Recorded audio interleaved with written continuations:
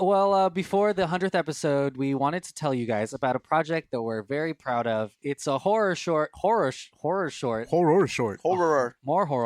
horror short movie we made called Cloth. We worked hard on it in one night, and it's doing really well. But we wanted to let you guys know that you guys can watch the movie in the end of October. We're going to be putting it online.com in a theater near you. But we're not just putting it online. Yeah. We're going to be building up to it. Yeah, sure. Yeah. Mm-hmm. We're going to be building up to it. So go to facebook.com Cloth Short. Facebook.com/Cloth Short. And we are going to release a couple other videos before, but gives more details about it. In the build-up.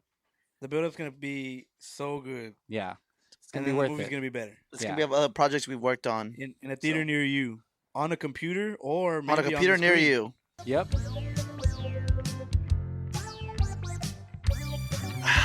Let me pay.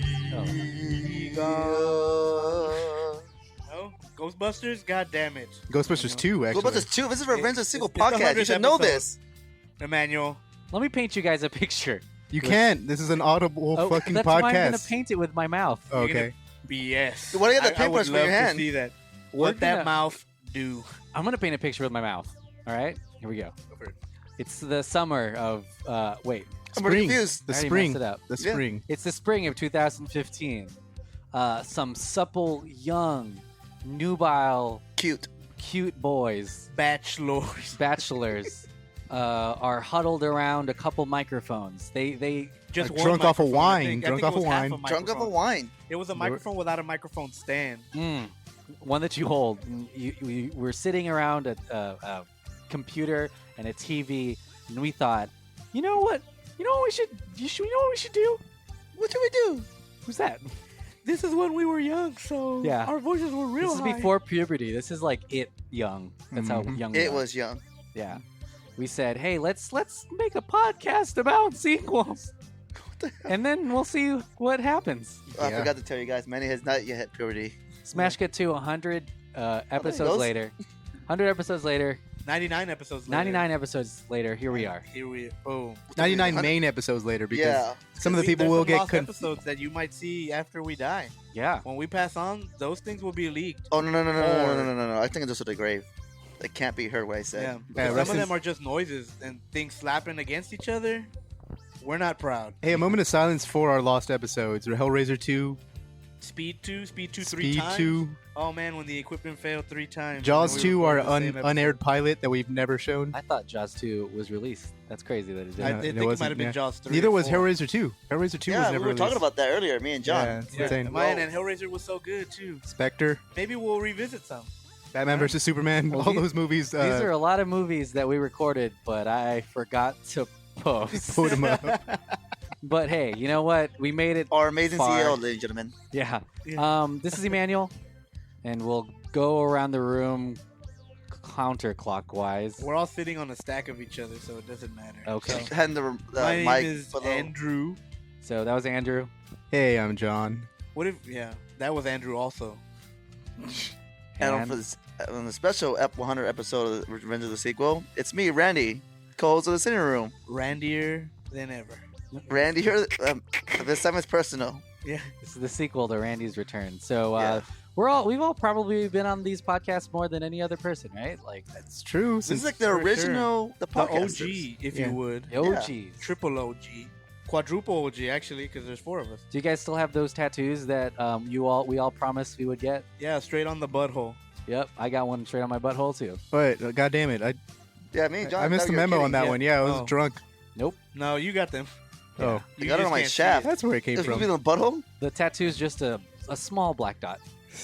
It's no one will notice. It's a your butthole, butthole on the side, so people would freak out when they see you and they think you have 2 buttholes. Yeah, the next time you get a colonoscopy, they don't know where to put it. They're gonna try to insert it in. Like trying to poke your cheek, and let's go to the same doctor. Let's all go to the same doctor for the colonoscopy for the 100th episode. Well, I thought you're doing like a sitting room thing right now. Let's go to skit. Yeah. But wrong so podcast, buddy.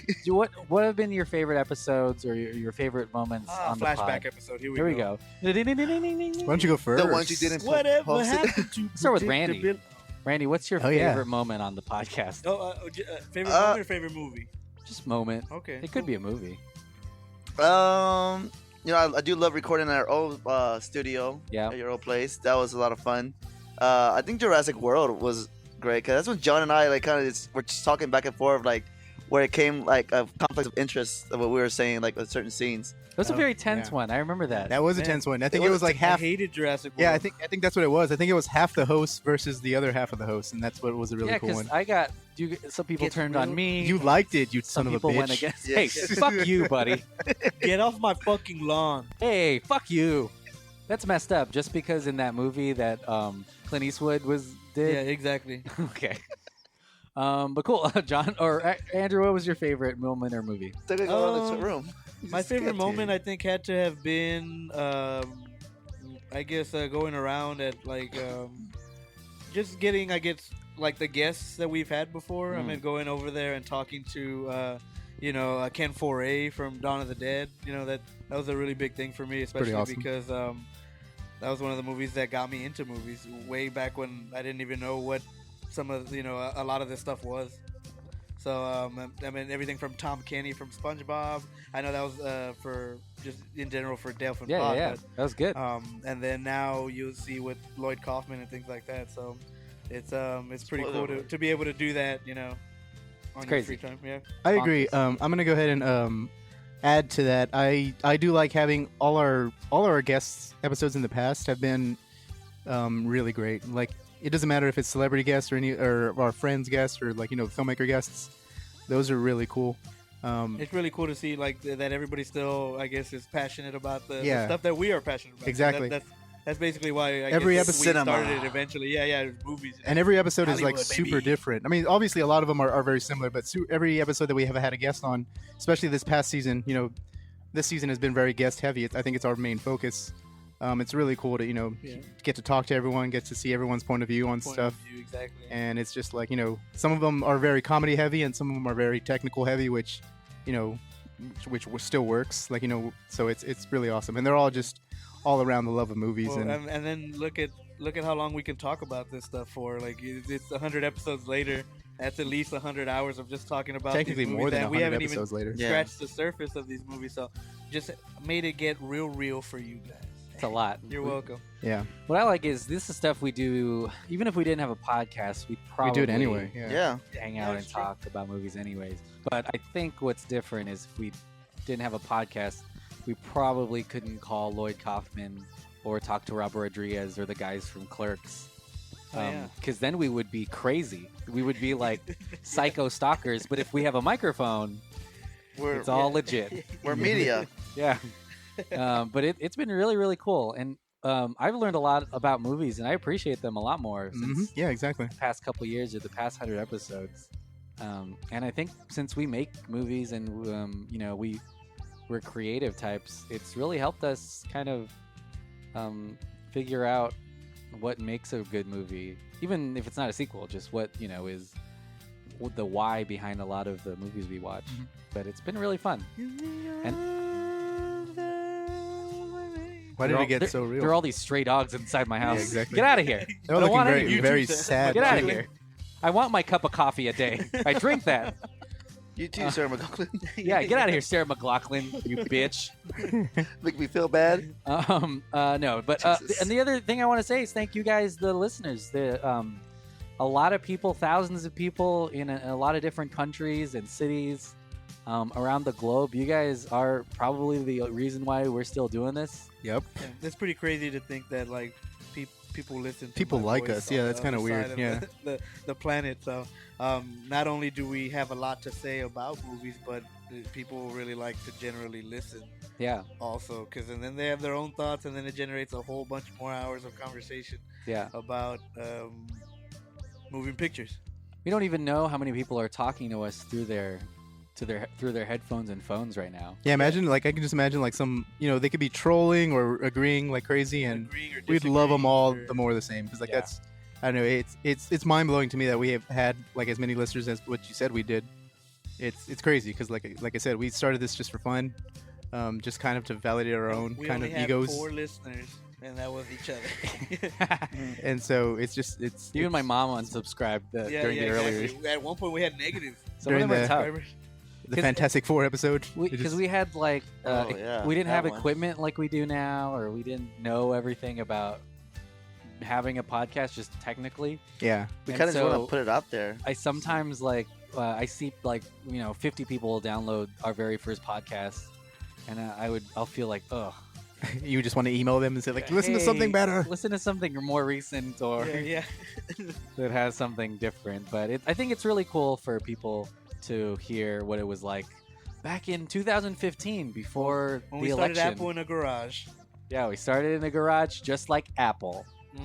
La now manzana, We're if you just will. as big. We're Two equal. garages We're not in. even an apple. We're If probably anything, we're- a cantaloupe of yeah. some sort because of how big we are. Yeah. Well, guys, this is the Revenge of the Sequel podcast. Here's the intro, baby. But the story doesn't end here. But their story didn't end there. How could there have been only one? And he's back in business. Is the worst idea in history of bad ideas. Part 2 is the final chapter in the violent history of This time, it's personal. Well, this is your second intro. Okay, this is the third intro to the 100th episode. Special edition show, guys. We're live right now. This is on. In front of a live studio audience. Yeah. Everyone clap. Andrew's hot. Hey. Take it off. What? Andrew. Well, that's the audience. They're going crazy. Yeah. So let's calm down, everyone. Let's calm down. We'll Hey, add shut up. some noise later. People keep throwing their bras at us. It's insane. Some men need to stop throwing their bras at us. Yeah, That's true. we're getting Bras bras. you, sir, stop. A lot of You in the bras front. and jock straps are getting straps. thrown at us right Yeah. now. Sir, we're trying to record a podcast. Please put that away. Randy's getting the majority of the jock Boom. straps, guys. That's It's just a like- sample. And we if have a you- dog in the audience. Thematically, Let's do a dog. that start is a good hint to the movie that we're covering this week. It's our 100th episode. We decided to kick off the next hundo with a really amazing special guest. It's Troma's Lloyd Kaufman. Lloyd Kaufman. Wow, the whole audience is clapping. Wow. The man, the myth, the legend. Wow. Lloyd Kaufman. Wow. So, and the movie we're going to watch of his is Return to Nuke Em High, Volume Volume 1. 1. Yeah. Guys, do you guys like Lloyd Kaufman? Yeah. Well, good, because he's on the podcast. Oh, Awesome. I'm just even kidding. better. What a treat. So, what do you guys think of Troma? And they've been making movies for A long time. decades, and Yeah. they've influenced a lot of our favorite filmmakers who are making Hollywood movies now. And, Mm-hmm. But yeah, what are your thoughts on Lloyd? Lloyd's great. He's super out there. I mean, in the Super best. energetic. Yeah, super The energetic. energy he brings to- Eccentric. Very over the top. Eccentric is probably a nice way to put it. Yeah. He's a Um, good reflection of what his industry or what his company does. Oh, For yeah, sure. I guess so. It's Yeah, like yeah. Well, to me, he's like one of the of his Kevin movies, Smiths right? or- What or you're saying? Yeah, Like, yeah, exactly. Okay, cool. I mean, Troma as a whole, because he's what is it, president, Yeah. CEO, whatever you want to call him. Wait. He's running that bitch.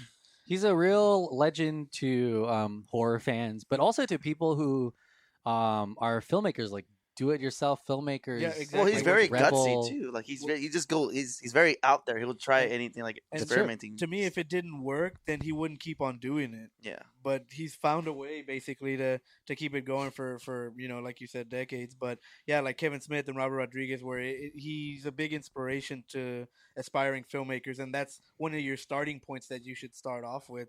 And he's given so many of these big Hollywood names their start, along with Guardians of the Galaxy director James Gunn. I mean, he wrote Scooby Doo. The South Park guys. Wrote Yeah. Dawn of the Dead. Matt Stone and Trey you know? Parker. Marissa So- Tomei's first movie was Toxic Is it Avenger. Exactly.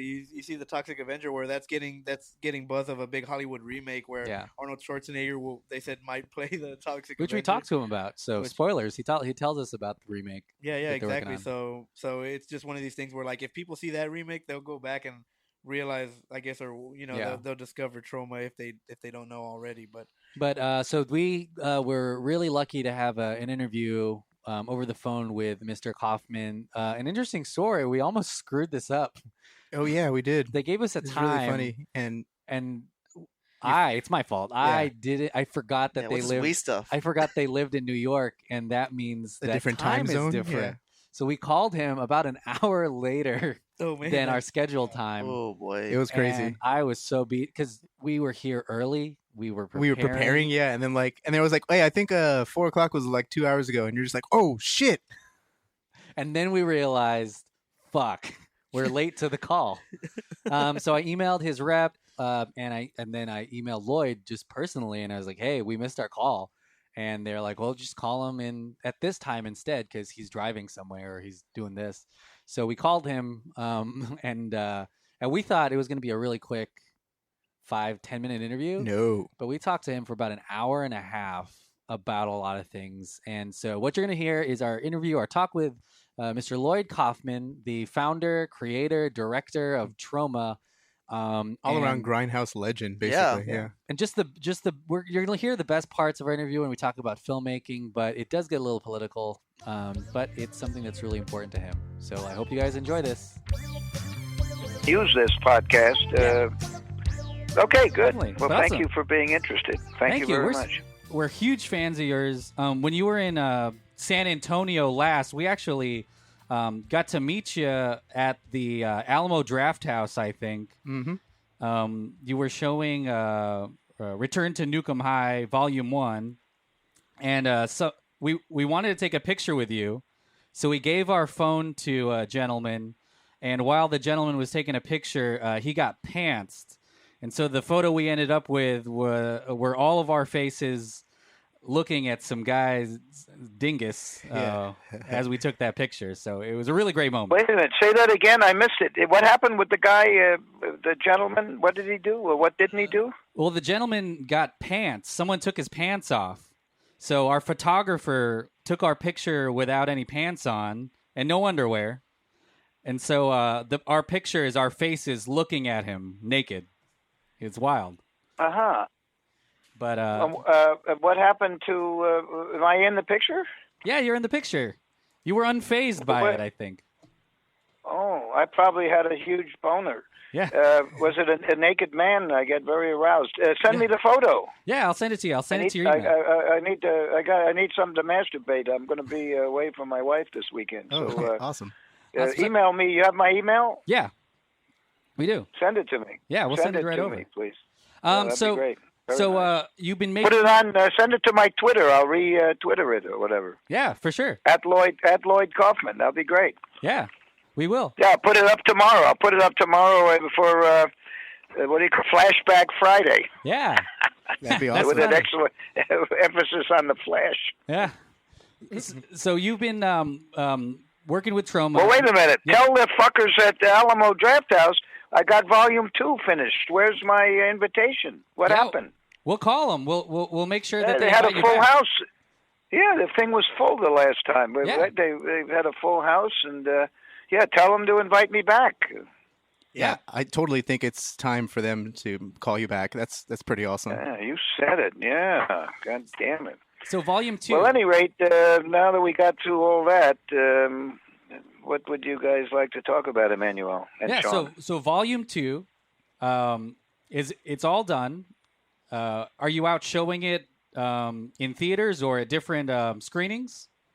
It had a premiere at the New York Museum of the Moving Image, and you know that Volume 1 had its premiere at the Museum of Modern Art in New York. So after 50 years of making movies, finally the literati, the elite intellectuals have realized that what Troma does is in fact art. It's art. They don't get it. Now they get it. And we're going to open Volume 2 in New York in November. It'll be like one theater, maybe. Yeah. Well, actually, we're going to try for maybe 4 or 5, but it could just be one theater. And then we're taking bookings now. If you can tell your local movie theaters to please play the movie, they don't take our phone calls, because we're Troma, but they will respond to you fans. Yeah. So wherever your listeners are, they should tell their local movie theater to play the movie, to call us, contact us, and in many cases, I can come there like I did in San Antonio. What a beautiful city. beautiful on the river, and right, they're lovely. It was a beautiful, beautiful place. Yeah. So now that things are a little bit more connected, thanks to the internet and thanks to podcasts like what we're doing, are you able to talk to fans of your movies more directly? I mean, you talked about Twitter, and you've got a huge following there. Well, Troma has about 500,000 humans who come to the various the Troma website and the social, the Troma Facebook, and I think between all of us we have I have my social has a fair number also. So we have a pretty good universe of social, fans on the internet to support us, like you. Yeah. But the threat, Emmanuel and Sean, is that your president has appointed a person named Pai. It's spelled P-A-I, but pronounced Pie, and it's not an apple pie. This guy's a shit pie. And his name is Commissioner Pai, and he's running the Federal Communications Commission, and he wants to get rid of. They're planning to get rid of net neutrality on the internet, which means that you and Troma and the future innovators will go away. They won't be able to get to the public. Well, without net neutrality, without the free, open, and diverse democratic medium of net neutrality on the internet, we're fucked. And they're going to set up a superhighway for the rich and powerful. We nerds have really got to let our elected officials know that if net neutrality goes away, Mr. Congressman, usually Mr. Congress 80-year-old white man who's been in for far too long and should have term limits, but we are going to get rid of you too. If you get rid of net neutrality, you're going away also, Mr. White 80-year-old bullshit congressman who's feeding at the public trough and doing nothing to help the citizens, just stuffing his pockets with It sounds like that. It sounds like you're planning a satire movie on suicide. The administration. Would you ever do anything like that? Make a movie, doing what? Maybe taking Kill on myself? Trump? No, not suicide. Make a movie that takes on the administration or the FCC or Pi.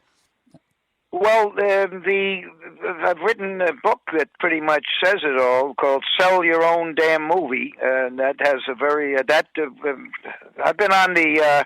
I was elected chairman of our trade association, the International Film and Television Alliance. I was chairman of that and used our money for lobbying to fight Comcast and the bad guys in Congress down in Washington. Yeah, Troma's always rattling those cages, so it's appropriate. Well, you've got to. You're only here for a little while, and you've got to make a difference. You got to, I mean, if I didn't have faith in humanity, I wouldn't do anything. I'd just, I'd go work on Wall Street. But I do believe people are decent, and they just get an unfair deal, most of them. And we are turning into Venezuela. 25 years from now, you guys will have a nice country like Venezuela on here. I'll be dead, I hope. But you guys will be.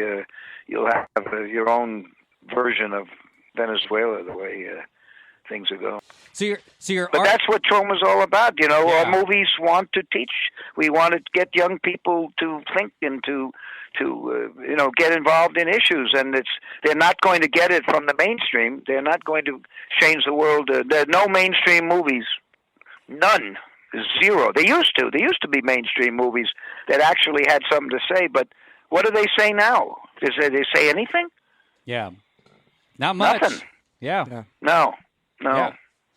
It's interesting to hear you talk and then having those themes correspond with the films you make, like Poultrygeist or even Nuke Em High. It's are you finding it's easier to get those messages out thanks to the internet and thanks to digital filmmaking and your the thing is, when you speak of Class of Nuke Em High, when we made that movie, no, it wasn't easy. It was easier to It was easier to make money. We could actually. There was competition in those days. The rules that protected the public against monopoly existed. So if we had a decent movie that could make a few bucks, we could get to the public. all those monopoly laws, all the anti-monopoly laws regarding the media have been done away with. Yeah. And as a result, you don't have any independent movie studios left, except those that are vassals or divisions of the majors. Yeah. So do you think it's or harder? now the phone companies? Now it's the phone company. Yeah. Verizon owns one part of the world, and AT&T is going to buy. They have already been approved to buy Time Warner. So and then you've got Comcast owns NBC Universal. So the power to get to the public is in the hands of a smaller and smaller number of. So there's no such thing as protection for the public regarding monopoly. Do you think it's so harder? That's a big problem. That's a big problem. Do you think it's harder for filmmakers and for artists to break into the mainstream now, since there are so many more monopolies and big studios? No, I don't think it's harder to break into the mainstream necessarily, because if you want to go and work your way up through the system, I think if you're smart and well educated and talented, you can make it in the mainstream. I can't talk the talk. I've never been able to talk the talk, but James Gunn is able to do it. He's got artistic freedom. He's doing what he wants to do, right? Eli Roth is doing what he wants to do. These are good guys. Mm-hmm. Trey Parker and Matt Stone, boy, they're right in the stomach of the mainstream, and their cartoons are very subversive, right? I mean, it is possible, and. But not for me. I couldn't do it. I couldn't. I just didn't have the patience to go pitch and go and meet with these people. And I just didn't know how to. I can't talk the cool. I never could. I never could do it. But there are very good people in the mainstream. They've come. Those three names I just mentioned came out of Troma, and they're wonderful people. I know that because I worked with them for a few years, and there are plenty more that are good people. But it shouldn't be that way. We ought to be able to make a living competitively. Right. Poultrygeist Night of the Chicken Dead is an excellent movie by any standard. Were it in the hands of one of the vassals of the major conglomerates, it would have made a shit pot of money. But because the laws against monopoly have basically blocked independent movie companies from getting to the public independently, we're fucked. We're clucked with the case of Poultrygeist. We are clucked, and it had very good word of beak, too, and very good reviews. But that's the world we live in. The good news, I majored in Chinese studies at Yale University, and I took away a philosophy called Taoism, Taoism. Yeah. And Taoism looks at the world through a double universe. Good and evil are not separate. They're always bound together. Yeah. So that the good part about our situation is that you can make a movie for under $5,000 and it can be really, really good. Yeah. Travis Campbell made Mr. Bricks, a heavy metal murder musical, which Troma has the honor of distributing. The guys up in Canada made Father's Day for under $10,000, yeah. $15,000, whatever, and they're both brilliant movies, but they didn't make any money. The problem is they didn't make. If Lionsgate, Lionsgate does work with the majors, if they had distributed it, probably both of those movies would have made a lot of money. Poultrygeist clearly would have been a huge hit. Yeah, all you have to do is ask James Gunn or Eli Roth or Mark Neveldine, the guys who did Crank. I didn't even ask them. They all say the exact same thing. If Troma were distributed in with one of the big boys, you would have made a lot of money. But the problem is the big boys don't want to listen to us, and if they did do a deal with us, it'd make us, clip our wings. Yeah. So there's been a lot of talk about I'd like to say big boys, and I would like to say big boys and big girls, but all I can say is big boys and angry housewives. Those are the gatekeepers. A few angry housewives. You don't have any real diversity in terms of the gatekeepers. They're either shitheads on the male side or angry soccer mom types. Mm-hmm. There's nothing else. Would you? Yes, very. You have a lot of bad for us at any rate. Yeah. Would you ever let one of the things you worked on, like Toxic Avenger or Poultrygeist, let that or put that in the hands of a major studio or someone who maybe wanted you to do something a little bit more commercial? No problem.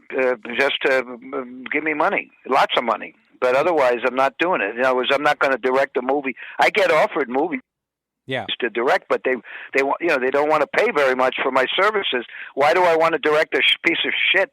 If there was some great script that came my way and they wanted me to direct, I'd pay to direct. But the stuff that comes to me, it ain't worth it. Right? It's not worth the fee that they would pay me to do it, because our fans would be so disappointed. But I don't mind if there are people out in Hollywood at this very minute who are trying to remake the Toxic Avenger for $1 kabillion, and they've got a very good director who directed Sausage Party, among others, and he loves Troma. He'll do a great job if they get it done.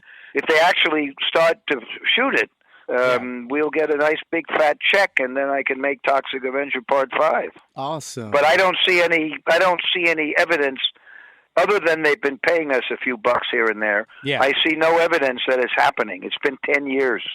So, 10 years. That's crazy. Yeah, so I'd rather just make I'm going to do The Tempest. I know I have enough money for it. Yeah. I know it won't make any money, but I'll make the movie, and tough shit.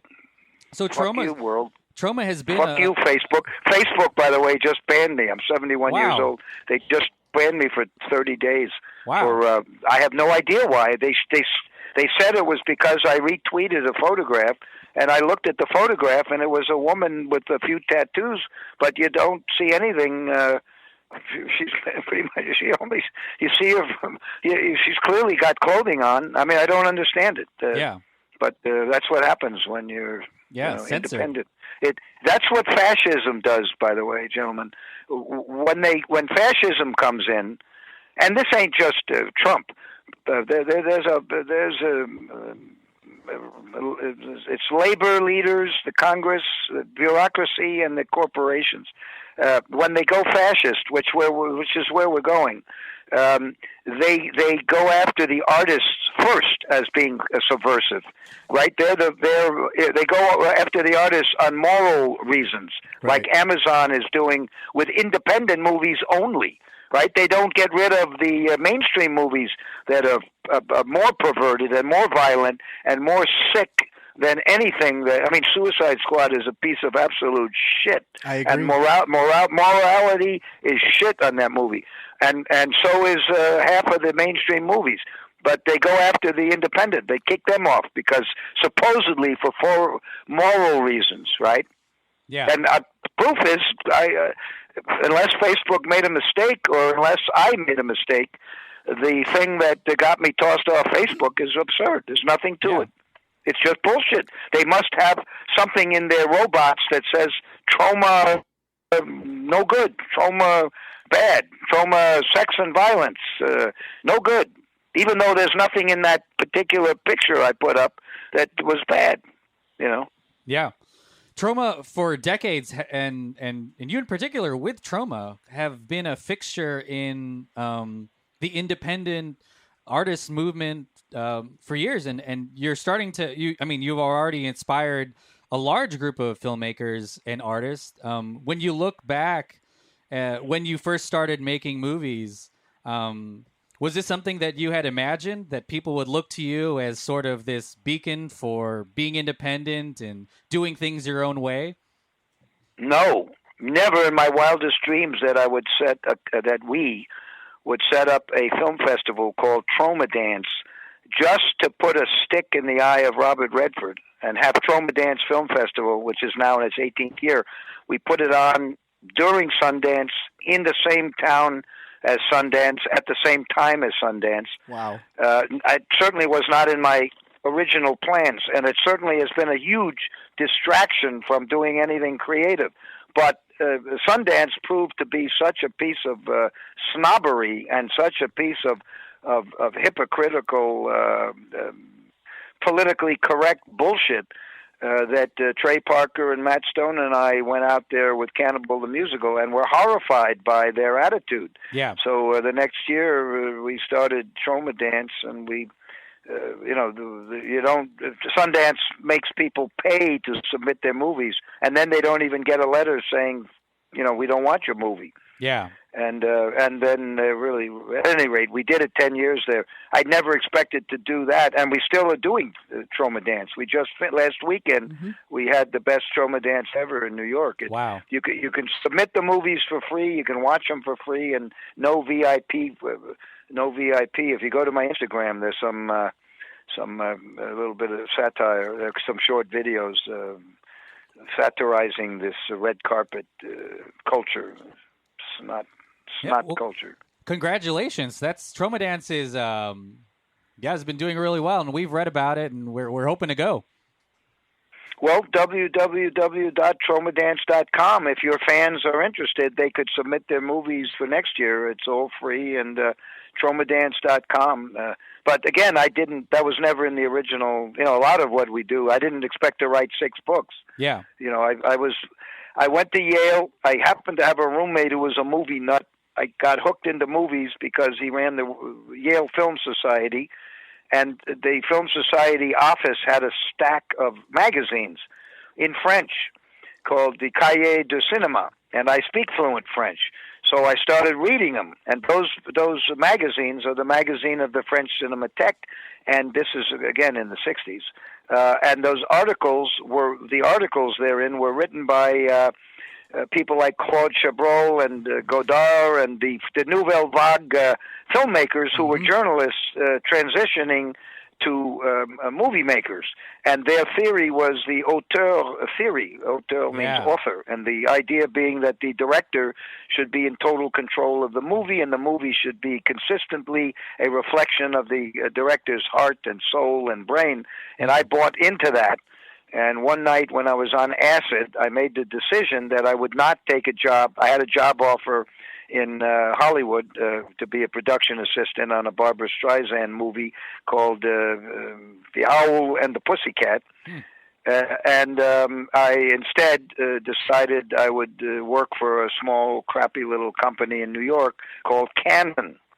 And Canon Films. And that was where I met John G. Avildsen, who was making Joe. He was shooting Joe, and I attached myself to him because I saw that he was talented, and he became a very good mentor as well as a friend for over 50 years. He just died too. Very sad. Yeah, we read about that, and it was pretty sad. Great guy, great director of movies. Yeah, the most underrated American director for sure. Rocky, Karate Kid, Save the Tiger, and his low-budget movies. Cry Uncle, by the way, is John Avildsen's Cry Uncle is on Troma Movies channel on YouTube. We have 300 free movies on YouTube to thank our fans for 40 years of support. Right. Did you know that? Troma Movies on YouTube? We did, actually. I'm a huge Troma movie fan. This is John, by the way. Oh, good. Well, did you subscribe to that? Did you subscribe, do, Sean? Because if you subscribe, you'll get an email when every week we're putting up additional movies and short films and my Make Your Own Damn Movie lessons. So tell your fans to subscribe, and they'll get notification when additional material is put up. Yeah, and Cry Uncle is free. Check out Cry Uncle. Yeah. Cry Uncle was made by John G. Avildsen, directed by him right before he went to Rocky. And it's terrific. It's great. And there's another movie by John G. Avildsen that we own called... we don't own Cry Uncle, sorry. I was a partner on that. We do own Foreplay, which is 3 short movies but that deal with sex. Not in a pornographic way.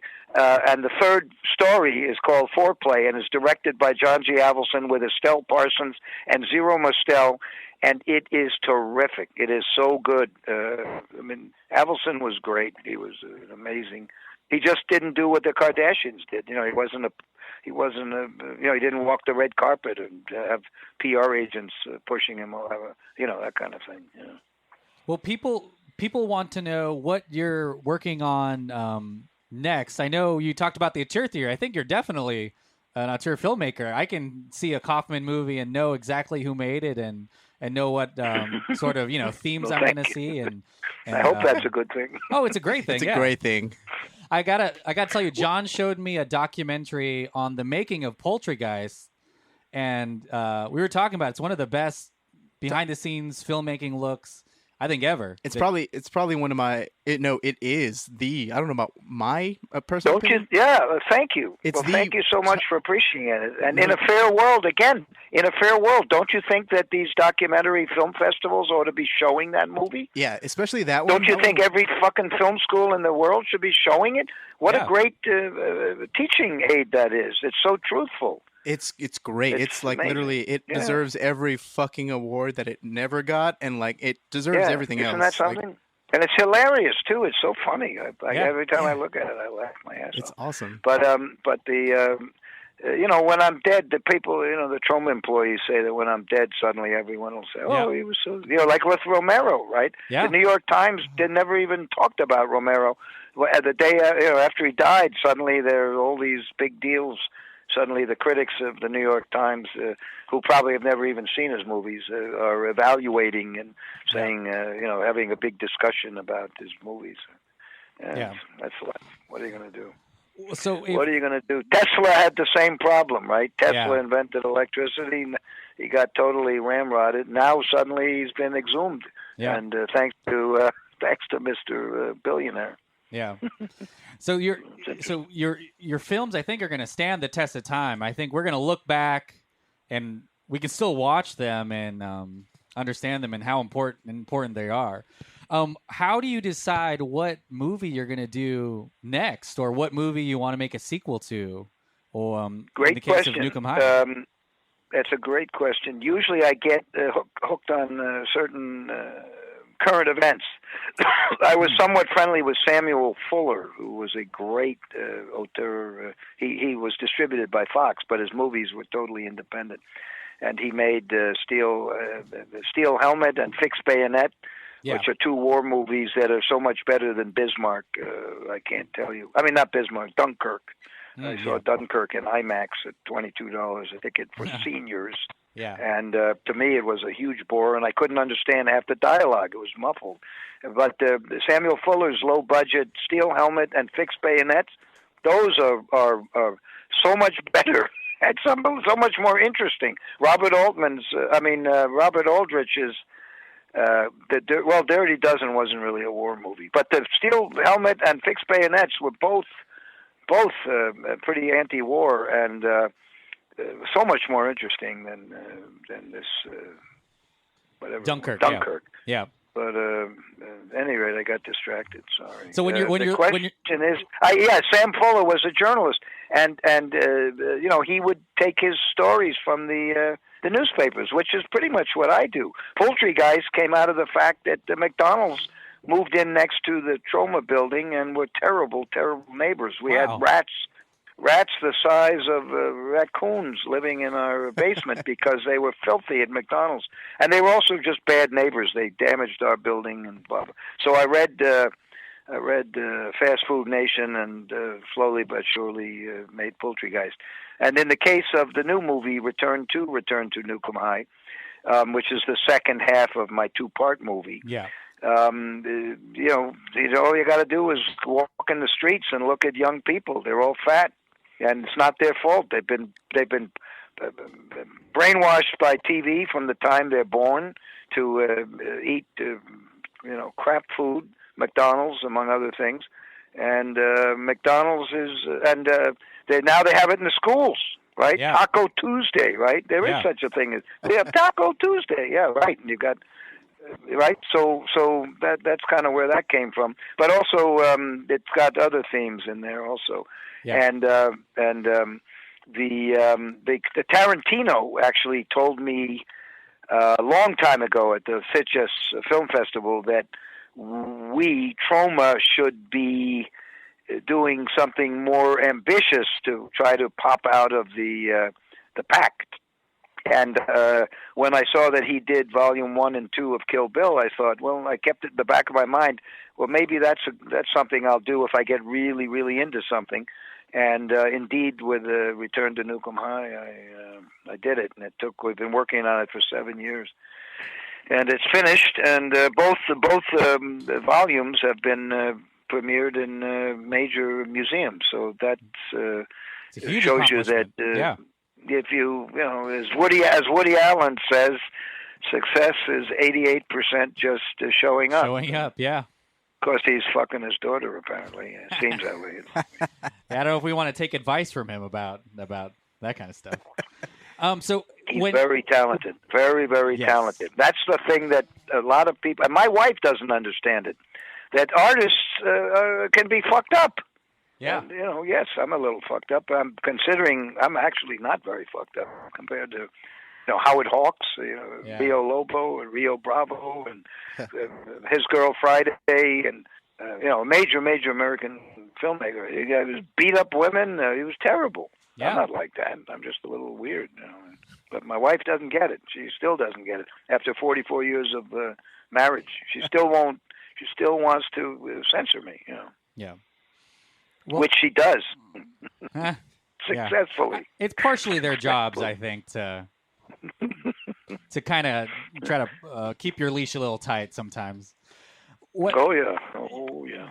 So there's a whole generation of filmmakers now who are discovering your movies thanks to Troma on YouTube, thanks to podcasts and people who now have a platform of sharing the good word of Troma. Yeah, thanks to people who have worked for us too. James Gunn is constantly all these. Hey, by the way, Trent Hager, who worked for us, has a terrific movie out called 68 Kill. It's great. Try to see it. It's on pay-per-view now. Yeah. It's really good. And Matthew Gray Gubler, the star of Criminal Minds, plays the male lead. Wow. And the non-male is terrific also. She's also a TV star, but I don't remember her name. But she is amazing. They're both.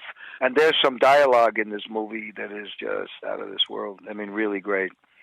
So check that one out. Well, what advice do you have for filmmakers who see all of these great artists who are coming out of Troma and they want to make their own movies, and they're seeing how you've been able to do it independently, and what advice do you have for them?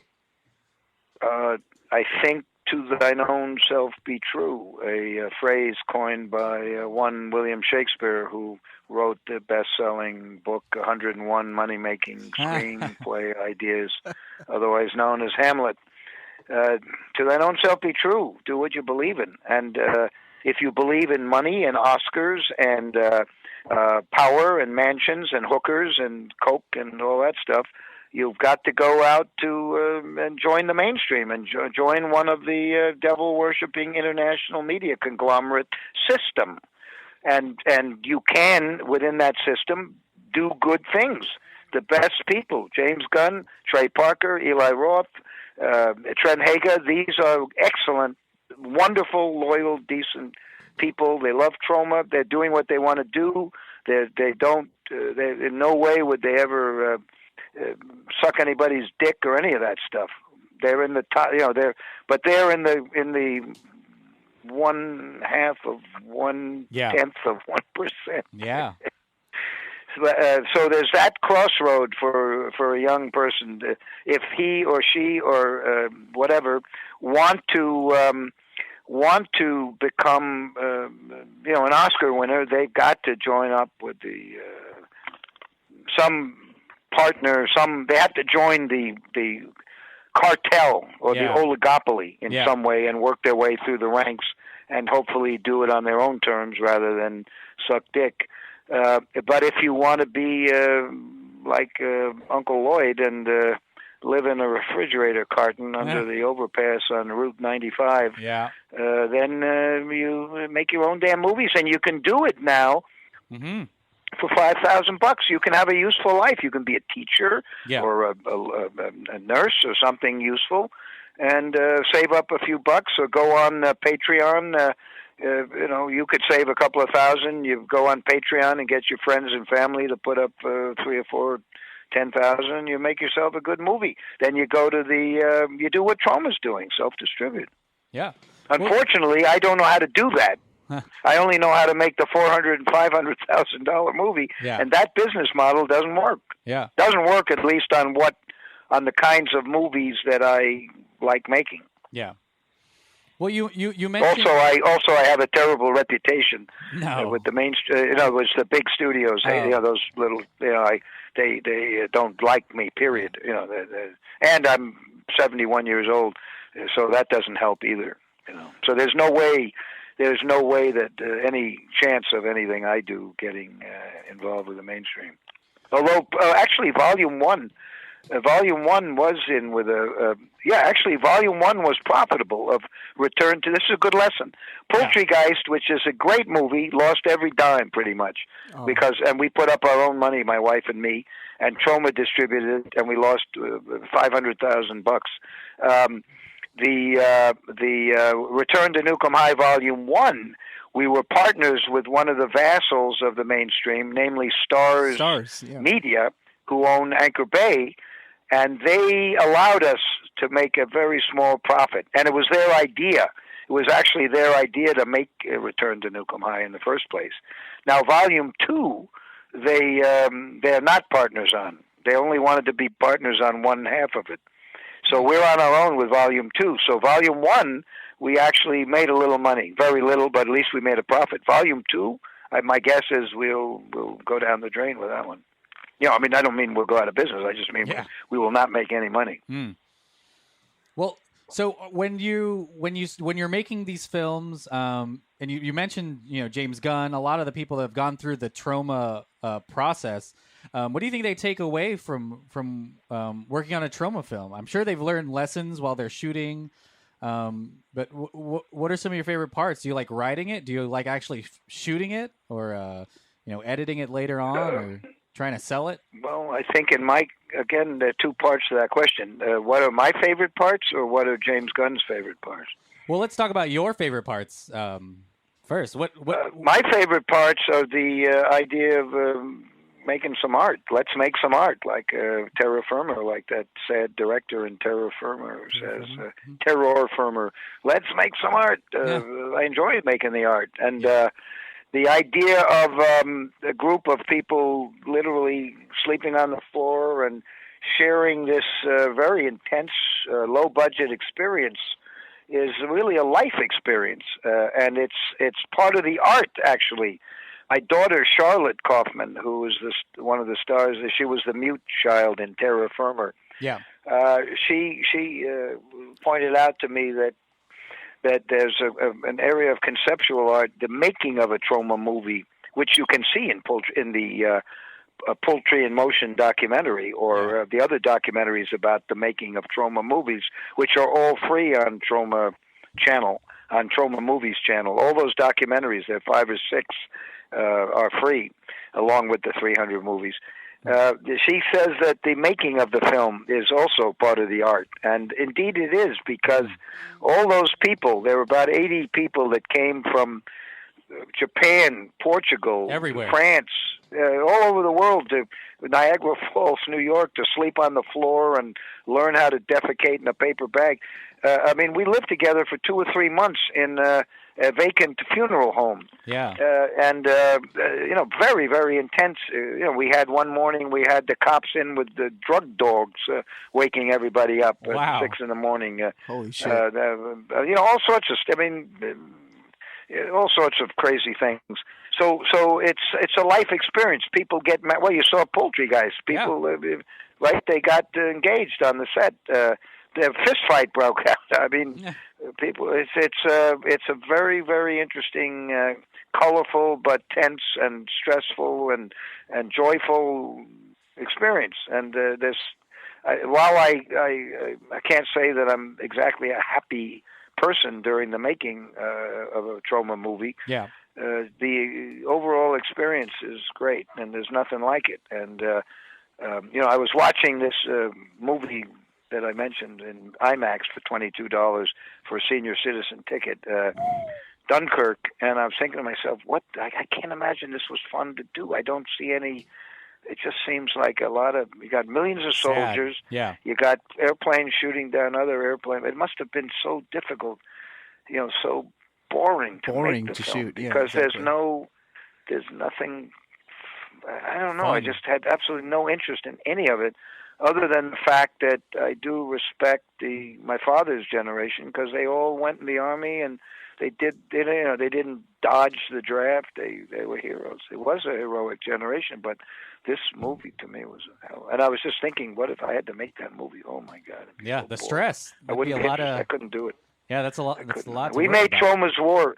We made Troma's War. That was, and that was crazy to make. Troma's War is an incredible movie. Yeah. That's free also on Troma Movies on YouTube. It's a good I think one. Troma's War is a better anti-war movie than Dunkirk. than I'm Dunkirk. sorry to say. I mean, honestly, that other movie, Inception, what a bore that was.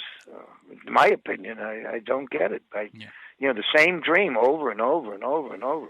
If Troma had made that movie and DiCaprio wasn't in it, it would be in the trash heap. It'd be on Troma Movies for free, like we do. Yeah. Boring as hell. We're devoting an entire episode on Return to Nuke Em High, Volume 1, I believe. So we're excited to talk about it and to share it to a lot of our listeners who may have never even heard of Troma before. No, most people haven't. It's unbelievable considering this is my 50th year of making movies. Yeah. I have meetings in California with these executives, and they never heard of us. Half of them don't even know anything about us. They never heard of the Toxic. They never heard of the Toxic Avenger. Wow. And they're they're the gatekeepers. Yeah. Well, Right? I think we talked to Sean Gunn. He was on the podcast earlier, and he couldn't say enough good things about Troma and the experience. And No, he's great. He's terrific. And James Gunn, when I came, I didn't really answer the other question, but when I was in Guardians of the Galaxy, he made a big speech to about 3,000 people who happened to be on set when I was on set. Wow. And he said, in essence, that he channels Lloyd Kaufman when he is directing movies, that even though it may be a $200 million movie, he still wants to be responsible and safe. Safety and humans. safety to humans, and be a responsible director from the producer's point of view. Yeah. And that was a big takeaway for him, and he said that too. And Pratt was there, and Zoe, the Green Woman, and whatever other cast people. I don't remember who was there, but he's great. He really got a lot out of the Troma experience, and I think. Certainly Trey, and they all talk about. Trent now. Every time he's interviewed, he sent me some clips from these TV shows he did where James Gunn did constantly. He talks too much about Troma. Maybe he's so. He met his best friend. His best friends in the world. His best friend in the world he met on Romeo and Juliet, and of course his brother worked on it. Mm-hmm. And Sean is the best. They're great. Everybody around James Gunn is terrific too. Definitely. Well, we can't think of a better guest for our 100th episode. It was great to talk to you. What is it? Do you have anything you want to plug? I know that there's a musical out right now for Toxic Avenger, and of course, Volume 2 you said is opening up in the theaters soon. In November, York, it'll be November. in New York. I don't, but the fans should tell their local movie theaters or get petitions or get a bunch of. The movie theaters will call us if you tell them to. We call the movie theaters; they won't talk to us. So, we're too small. They don't need us. They've got the majors supplying them with plenty of baby food. Yeah. So, they'll put us in if they hear 5 or 6 people. In their ticket buyer world want to see the movie, they'll throw us in for a week. Especially if they have 6 or 12 screens. Yeah. But or if they're an independent, they're one of those calendar houses like the Alamo Draft House. Mm-hmm. But in which case, sometimes we're only in for one weekend. But we'll take it. Yeah. And we make our movies for theatrical distribution, and our fans know that, and our fans want to see the movies in communal environment because our movies are fun to see in an audience, with an audience, and on a big screen you see all the detail. I use thousands of people in our movies, and there's a lot of background activity that we go to a lot of trouble to choreograph, and you miss it on the small screen, even on a widescreen home TV. But if you see it in a movie theater, you see that. At the Museum of the Moving Image, Volume 2, you could see all the goofy little and clever little things that the background people, the actor persons, we don't use the word extras because it's demeaning, the background people, or we call them actor persons. Yeah. That the stuff they're doing in the background, it's very funny, but you don't see it in the when you're on DVD or on a computer screen Netflix or something. Or whatever. Yeah, exactly. Yeah. But I would say your fans should enjoy. We wanted to thank our fans for 40 years, so we put up pretty much our entire, all our library of Troma movies. There's at least 300 movies up on Troma Movies on YouTube, plus my Make Your Own Damn Movie educational videos, how we raise money, how we cut off an arm, how we squash a head, how we make blood, how we have script conferences from A to Z. All those little videos are there that are filmed versions, including interviews with Trey Parker and Matt Stone and James Gunn and Eli Roth and Samuel Jackson and all sorts of people. And then we have if anybody feels rich and has $4.99 a month, with the first month free, Troma Now. Troma Now is our Netflix, so that we don't have to go to Netflix and get fucked, or go to Amazon and get fucked. Get paid nothing. We started Troma Now, and you go to Troma Now, and these are the world premiere. These are the new Troma directors. We just put up, by the way, Volume 1 of Return to Nuke Em High on Troma Now. First month is free, so if you want to see it, it's free. And there's every month there are 2 or 3 world premiere movies, and then about 10 or 12 curated movies, along with some interesting short films and public service announcements. And Troma Now is great value. So if anybody wants to support Troma and the independent, young, new movie directors, the James Gunns and Eli Roths and Trent Hagas and Trey Parkers of the future, subscribe to Troma Now and help Troma and help the young, the new young directors whose movies, who if Troma Now is successful, they share in the revenue. Yeah, definitely. And like that's always been, at least whenever I grew up with Troma and just like watching their movies, their logo has always been movies of the future. And yeah, that's definitely the definition I would give it like today. That's pretty awesome. We've changed Michael Hers, my partner, who does not appear in public, changed the slogan now to 40 years of disrupting media. Wow. Awesome. Did you say you were, this is the 50th year that you're doing? It's my 50th year. Troma is only 44 years old. Okay. But I started making feature-length movies in '67 at Yale University. Produced Nathaniel Hawthorne's Rappaccini, which my roommate directed. And it's extremely boring. But what the hell? And the first one I directed was The Girl Who Returned, 1968, and that too is unwatchable, but it's on Troma Movies. I didn't want to put it up, but the people at Troma, to humiliate me, put it up. The Girl Who Returned. It's black and white with a shot with a Bolex camera, so there's no sync sound. It's all narration, music, sound effects, and awful. But it's there for people to embarrass me. Well, in that case, I mean, it's still pretty cool. Like, I just want to wish, here at Revenge of the Sequel, like, just wanted to wish you personally a happy 50th anniversary on making movies. That's pretty awesome. Well, thank you very much, and thank you guys, Emmanuel and Sean, for being interested in listening to a sad, broken down, low budget movie director. No, it was great. Yeah, we whining about how miserable life is. The next movie we're making, by the way, is Shakespeare's The Tempest / Troma's The Shitstorm. Wow! And that's what we're writing at this very moment, and it concerns old age and losing power and trippy. It's very. Have you seen The Tempest? Shakespeare's last play.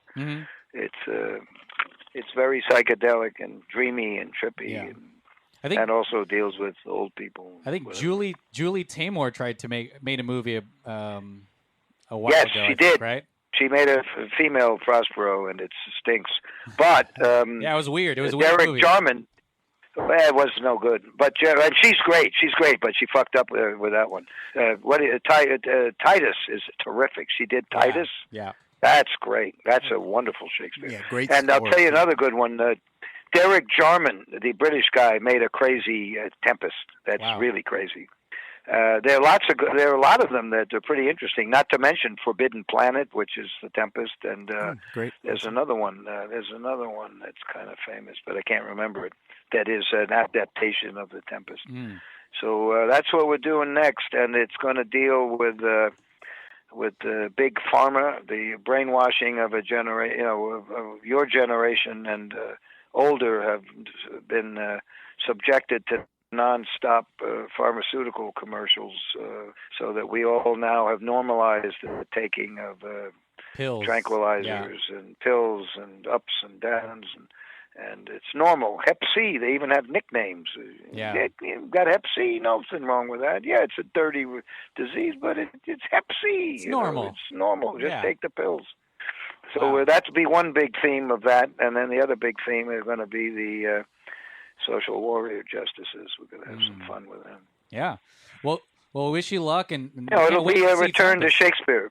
It'll be sort of. I don't think it's as mainstream as Romeo and Juliet, because Prospero is an old person, and by nature, I don't think it has the magic of.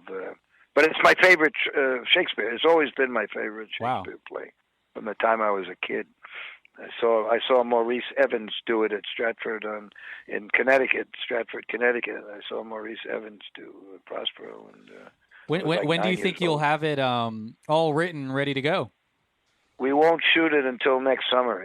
We're working on the script now, and it's going to be heavily. We've got to have all sorts of a lot of special effects, which we're just starting to get into now. Wow, nice. But the good news is that Heidi Moore, a non-male director, is making a movie called Dolly, Deadly Dolly, whatever. We don't really have the title for it, but that's going to be shot in Las Vegas and Indiana. Wow. And I think she starts shooting in November in Las Vegas. And then Fernando Ale, who did special effects for Return to Nuke Em High 1 and 2. He came from Portugal. And again, all these people that show up come on their own, they pay their own way. Yeah, it's freaking awesome. He made Banana Motherfucker, which you must see on Troma Movies. It's hilarious. And anyway, we gave him some money to make a movie which he's shooting in Portugal. And to make sure that it doesn't make any money, we're producing it in Portuguese, so that'll make sure of that. People like subtitles, people like subtitles. It's got its own Oscar category now. Yeah, right. Good luck with that. But it's going to be great. It's called Mutant Blast, and it's going to be terrific. He's shooting now. And believe it or not, the Portuguese government gave him quite a big amount of money to add to our money. So, knowing that it's a Troma movie, that's pretty cool, because there's no way you wouldn't get the National Endowment of the Arts putting money into a Troma movie. But somehow the Portuguese government sees enough merit to give their dude, their citizen, who's 20-something years old, they gave him $250,000, I think, something like that. And I think it's euros. So he's going to have a bigger budget. He'll have a bigger budget than we had for Volume 2. Wow. I think he'll be. I remember reading one of your books. So that should be a good movie. I remember reading one of your books. I think it was Produce Your Own Damn Movie, and I was surprised because in there you said if you have any. Isn't it Make Your Own Damn Make Movie? Your Own Damn Movie. You said if you have any great ideas, email me here, and I think you put your personal Gmail. Is that real? Yeah. So do people actually email you? Just scripts and ideas. Whenever nothing. I haven't gotten anything particularly exciting. Oh wow! Honestly, I didn't get much from that. Maybe people didn't think it was a real email. Yeah. Well, it was surprising. I thought, well, this has to be some sort of spam or, no, just a joke. Real. Wow. And what I think more people send me movies that they're making or that they've made or that they're in the middle of making or that they'll send me a trailer for a movie that they want to make. They do the trailer first and hope that somebody will come along. I get a lot of that stuff through the book. Wow. But I can't say I've gotten too many scripts. I get a lot of scripts, but nothing that's different. Most of the scripts I get, people are trying to please me as a Troma filmmaker, and I don't need another class of Nuke Em High. I can do my own Troma. You know what I mean? Much better, probably. I want the first 68 kill. I want something different original from what I do. Yeah, something that I could direct that's really different. Yeah, that would be great, but I don't get that, unfortunately. So do you read a it's lot up of to these? you, Sean and Emmanuel. Here we go. Write the script. We're gonna write today. We're gonna start writing today. San Antonio, something that's one of a kind and that we can do inexpensively. And thank you. And that would be great. Yeah. Meanwhile, we're still going, even though we're basically economically blacklisted. Somehow we stagger along and hope that lightning will strike, but it's pretty grim. I think for young people who know how to do the digital world, I think that you could. Oh, hold on, what time is it? How long have we? I may have exceeded my time here. You guys have got me going. What time do you have? Oh, yeah, I got to get off. Okay. Somebody's calling me. Okay. Yeah, we have. So are we all set? We're all set. Thank you so much for being on our show. If you can put I do my own Twitter. So if anybody wants to contact me, Twitter is the best way to do it. At Lloyd Kaufman. Awesome. I do have a Facebook, but I don't go there very often. Yeah. I've got a fan site, lloydkaufman.com, and those people send me everything. Correspondence. Yeah. But I read everything on Twitter, so you can send me stuff on Twitter. Okay. But thank you very much. And then of course Troma has Facebook and all. If you want to know what's going on in Tromaville. Well, the YouTube, you get all the movies. So if you're a movie fan, subscribe to it for sure. Yeah. All righty, we'll talk to you again, and thank you so much. If you're in New York, come and visit the Troma building. We get a lot of tourists here, and we give them tours, and we appreciate our fans. So that would be if you happen to be in New York, come and take the tour. Definitely. It'd be great. Meet a lot of nice young idealistic filmmakers here. Yeah. That's us. Yeah, that is totally great. Us. That's on our business card. Well, good. Keep in touch, and thank you. Your questions were great. Thanks so much. Thank you very much. Thanks, Lloyd. You keep doing all righty. I'm sorry to be so bitter, but I'm 71 years old. When you're 71, think back on you'll feel the same way probably. Yeah. Well, but as Biggie Smalls says, it's all a dream. It's all a dream. But it's hard to keep. It's very hard to keep telling yourself that. That's the problem. Over and over again. It's hard to really believe that spiritually because the world is so fucked up and unfair. Yeah. On that happy note, thank you, gentlemen. Best wishes. Thank you, Lloyd. Bye-bye. Good day. Bye. Bye-bye. Bye. That was very interesting. Yeah. Yes, it was. Definitely. It was super out there. Johnny kept calling job. you. He kept calling you Sean, but yeah, at that was moment, weird. Your name was Sean. Man, I tried to get. Called me Kylie, and that would have been my name. I would have been pregnant. Yep. I was just shell shocked. I mean, like Lloyd Kaufman. Maybe I was starstruck. I don't know. Maybe I just kind of wanted to like. He didn't know your name, but he knew what rhymed with your name. Yeah, I guess that's something. He gets points for that, and that's awesome. STF. It's A for STF. Ever. What? STF. Is that what you can say? STFU, Sean. Is that gonna be a running joke this podcast now? I don't know. Probably.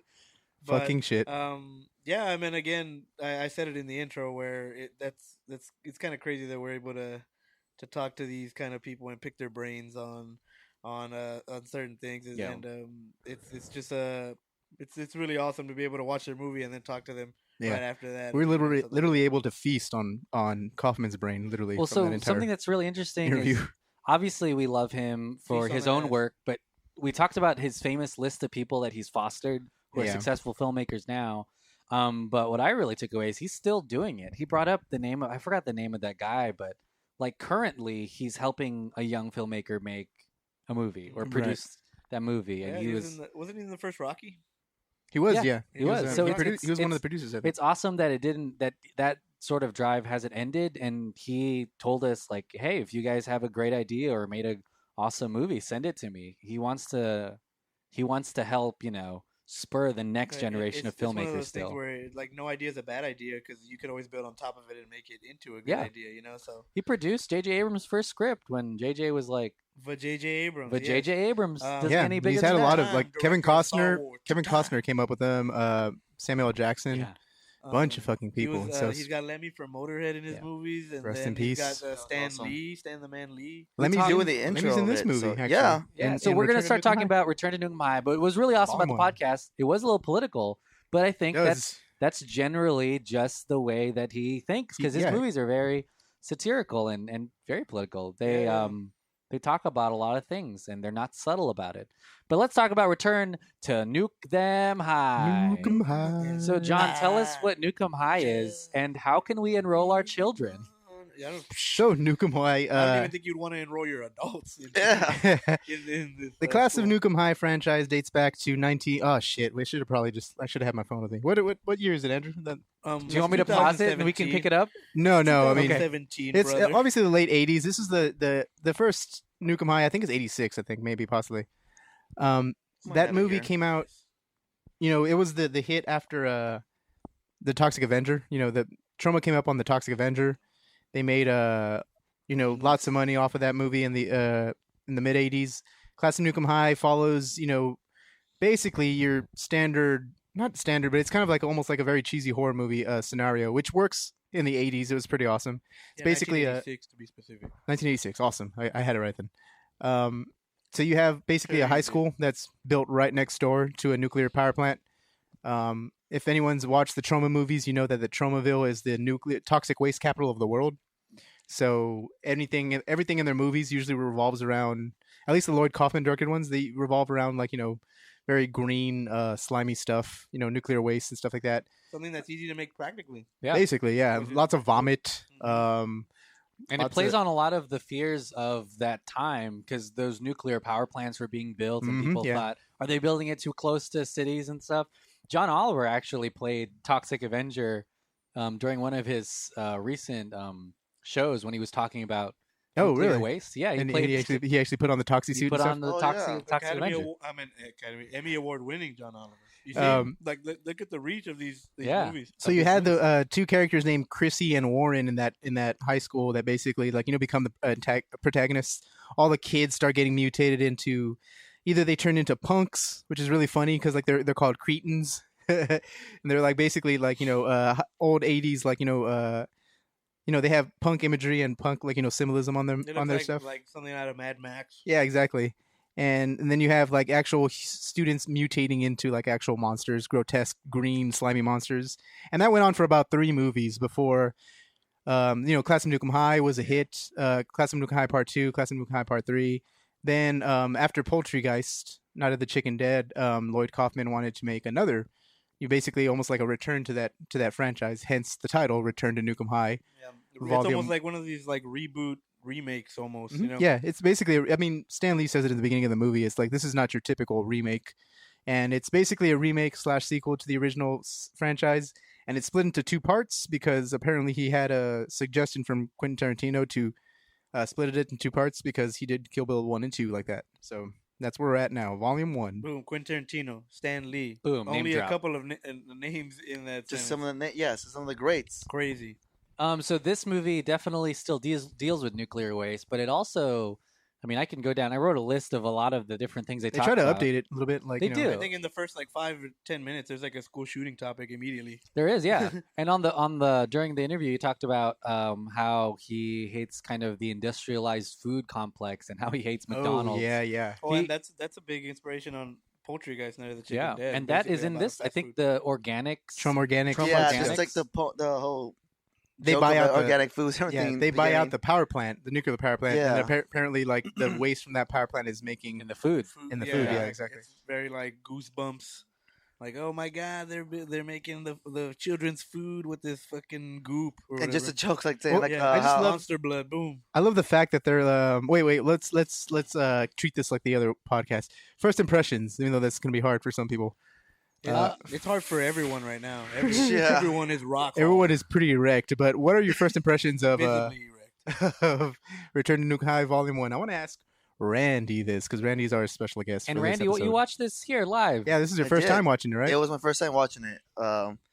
It was a weird film, but that's like shocking. Yeah, definitely shocking. Shock value like to the For extreme. sure. Yeah, I mean, for me, I don't get that shocked very often here, but it's Lloyd Kaufman. It's what I expected from his films. It's not like, oh my god, I can't believe that happened. So I went into it with like a very open mind because You have to be. you have to watching be, this movie. with those kind of movies. Mhm. It was funny, like just some of the scenes, just the random cuts. Yeah, or little things in the background, like suck that dick. Yeah. like, just like someone else. Just is the saying over that. top of the use of the audio, like the Well, sound and- effects, everything. And Just it- like it- the it's clever filmmaking too. Like Yeah. when you look at some of the techniques or the practical effects, a lot of these big budget movies today could learn a couple of things about like just a little wit. the acid burning, Yeah. like shit Yeah. burning through stuff. Yeah, and just something like the lines are saying during the movie here, just like the little jabs towards like today's society kind of thing, like the school shooting thing. When no guys, don't worry about it. It's just another school shooting. Yeah. They don't even See, care anything about covers it it anymore. Yeah. or nonchalantly, a really cringeworthy part, but it's still like was when the Cretans, those punks, basically, they're Yeah. like, let's go shoot up a theater. Yeah. let's go shoot up a movie Yeah, theater. yeah, And like, it's like, God holy dang. shit. Just like kind of like little hits, like what happened in society. That's a direct reference. Yeah, and I was to like, one thing. Jesus, So you know? yeah, For ouch. sure. He doesn't shy away from that at all. But that's Troma for you. Yeah. Yeah. For sure. That's I agree with you. Like, there's not much subtlety in Troma's work, but I keep alluding to the interview we just did, but he thinks that every movie should be about something, and he was frustrated. He said, all these movies, like some of them they're not about anything. They're just explosions, and then you leave. You're like, man, that was a great hour, but you don't think about that movie when you leave the theater, or you don't think about something that it's commenting on. And his movies comment on so many things. Yeah. Very quickly, and it's not In a very comedic manner, too. in a like, comedic yeah. manner. So it's definitely not. Well, it depends on what your taste is. Yeah. But he doesn't shy away from like the real, where like that stuff is happening and Yeah. it's being committed by the youth that is in these schools and that are growing up in these environments or whatever. So and they're exposed to all of this stuff, much like they're exposed to the nuclear waste On their tacos. And just the principal trying like to stir away from that kind Oh, of yeah, stuff. yeah. He's so just trying like, to throw a this cover is story. clearly something else. It's the smoking of the marijuana. So blame it on drugs that killed the kid kind of thing. Yep. But all real. I love it, and all these Troma movies do something like that. Some of them do it more directly to one topic, like Poultrygeist was a very direct On the Stab fast at the food. fast stab at industry. McDonald's, Yeah, really. yeah. But this movie it's like potpourri with everything that it's focusing on. But the cool thing is that it comes with all of these weird archetypes of just growing up and the being really sexual, Horny. and Straight up horn dog. being horny. They're all the exaggerated day. to like the 10th Yeah. power, obviously. Yeah. But yeah, you're right. But Yeah, that's true too, though. Yeah, that is true. Everybody's just humping everything. Yeah, Especially at that I'm humping age. something right now. Yeah, you are actually. but Oh. Please stop. We can visually confirm this. John, Yes, true. what are your first Get off impressions? of John. I Please remove yourself for my brother.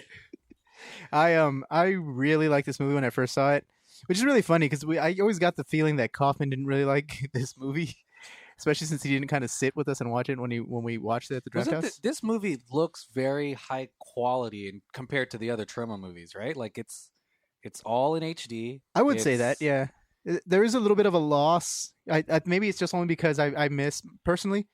I do like the filmy, grainy version of the Troma movies, like what he used to shoot. Here we go, Christopher Nolan over here. Am I That's right, not guys? like that's Oh, not it. It's God. just like only because like This that guy. 16 millimeter film and all that shit like was obviously like very low budget back in the day. Obviously now it's high budget, but when you watch all that stuff like back in the 80s or in the early 90s when he was making stuff, like it's Contributed to the feel. yeah, exactly. of It's it. like you're watching The gritty. something Right. like Kaufman knows these are trashy movies, so like you're literally watching like a very trashy print of this flick. It's so funny because this isn't the first time we've talked to Lloyd Kaufman. We met him another time in person, This was and it was at the Animal Draft House. Oh when boy, I was they were- really they were upset I showing missed us. that. for the Yeah, premiere and of this one. John actually asked him, I think, a question about Shooting digital, yeah, right? digital, Yeah. exactly. So That's pretty interesting that it came all the way back around full circle. Well, yeah, this is one of the first movies he shot digital. I think it is the what he first said. movie they It shot. is, yeah. shot And you're digitally. right, there is something lost because when you're shooting on film and you're low budget, you don't get a lot of second chances or second You don't. takes Yeah, because 'cause you're you're- out of Yeah, film. the film reel. So in the cutting, you have to be real experimental and either use the same shot over and over again, or Yeah. kind of rearrange things. And when you're shooting digital, you can shoot however much you want over and over again, You and can it, replay the film it's right a on the freaking spot. thumb drive. Yeah. So I guess that does play into the way this movie looks. Is it's a pretty sure. fine movie. Like Well, there's and not as many little mistakes look as at- Right, and it's super Yeah. clean Look looking. at- It's Yeah. super clean looking. Movies like Machete and Death Proof, and obviously these are homages back to the real Grindhouse movies, but they added that stuff in, and again, it affects so much on how you look at it. And Yeah. I mean, even things like other movies like Black Dynamite. Or yeah. things And I like watched that. this really awesome short film called Cloth, and it was very classic, Oh my god. Yeah. classic nice. Anyway, horror vibes. Boom. Stroking his But own also dick over because- here. Boom. It's just not that it made it a bad experience to me. It's just it's different because again, like Troma is probably one of the only studios nowadays that makes modern day exploitation grindhouse movies because these are technically grindhouse flicks. It looks very clean. And we talked about that in the interview too, was how the whole digital revolution and technology is changing the indie film scene Hmm and how accessible everything is. I can take my iPhone and go film a B movie Yeah, exactly. in HD, and but I think I think he said like it doesn't matter like what camera, like it's Yeah, he's a all lot about the of your content. work Yeah. was, a lot of the hard work behind what Nuke Em High is actually about, and like at its core, it doesn't matter what you shoot that with. Mhm. But Andrew, what were your first impressions? I definitely knew what I was getting into watching this movie because again, I was exposed to this stuff like Poultrygeist. yeah, Poultrygeist and Romeo. the original Nuke 'Em High and Tromeo and Juliet, James Gunn's Tromeo and His Juliet. movies used to be on Netflix. I don't. Well, Yeah. maybe they are. Yeah, Well, and they I put them mean, on YouTube look now. At, look at so- movies Yeah, like the Toxic probably. Avenger where there's been like 7 or 8. So and then same thing with there's one more that I'm missing, but I'm not remembering. Sergeant Kabuki Man or yeah, something. Yeah, like, yeah, something like that. But anyway, so I knew what it was gonna be about, and I just didn't think that, like, I thought it was gonna get old. I guess when I was going into the movie, I was like, oh man, like it's gonna be the same old thing.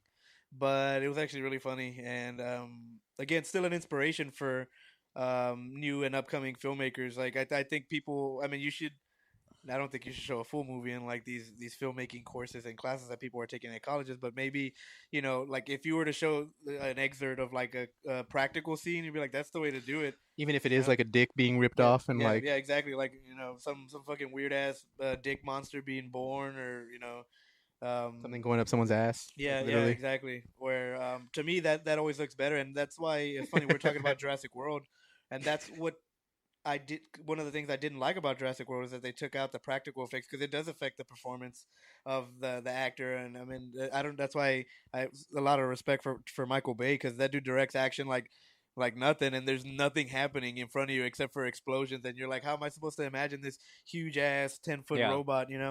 But somehow he works his wonders, even if the movie isn't great. I think But the editors worked their magic. yeah, exactly. And a lot of that is on the editor too. But that's why I like it, because it pays attention to the process. roots and the Mhm. process and the I guess the more typical guidelines of a film. That's What- true because when you're low budget like that, you literally have to take a creative approach to how to do shit. So like they have stop motion. They have a stop motion scene at the beginning. Randy, you remember this one where Yeah. they where that chick is melting? It's right after the Yeah. intro where like there's these two people fucking, and like this guy gets some sort of weird mutated penis goes up his ass. So then, like it comes out of the pipe and everything, and it starts crawling up there. And I Yeah. think the girl feels it first. No, the girl but likes it or something. Yeah, It's because just so like weird, it yeah. was kind of going into her kind of thing. And Yeah. all of a sudden, Yeah. like it's But then his dick like basically shoots off, and then blood Yeah. is spraying everywhere. And then it cuts to like it cuts to that dick actually melting away, Yeah. like but in stop motion wise, and then it shows the girl melting because of the Mhm. toxic ooze that's on her. Very It's a very very Evil Dead. yeah, exactly, and it's Evil it's Dead, really and awesome, like you see something like or that, like the like thing wow, too, that's like John cool. Carpenter's out here, like Mm-hmm. Yeah. People like Sam Raimi started off doing things like that, So again, Yeah. that's what You don't these see that movies anymore. remind me of, and of just the I mean, a good starting point to where you take a lot of this as inspiration. Definitely. Classic horror. Yeah, like this movie I saw called Cloth. It's up there with those other films.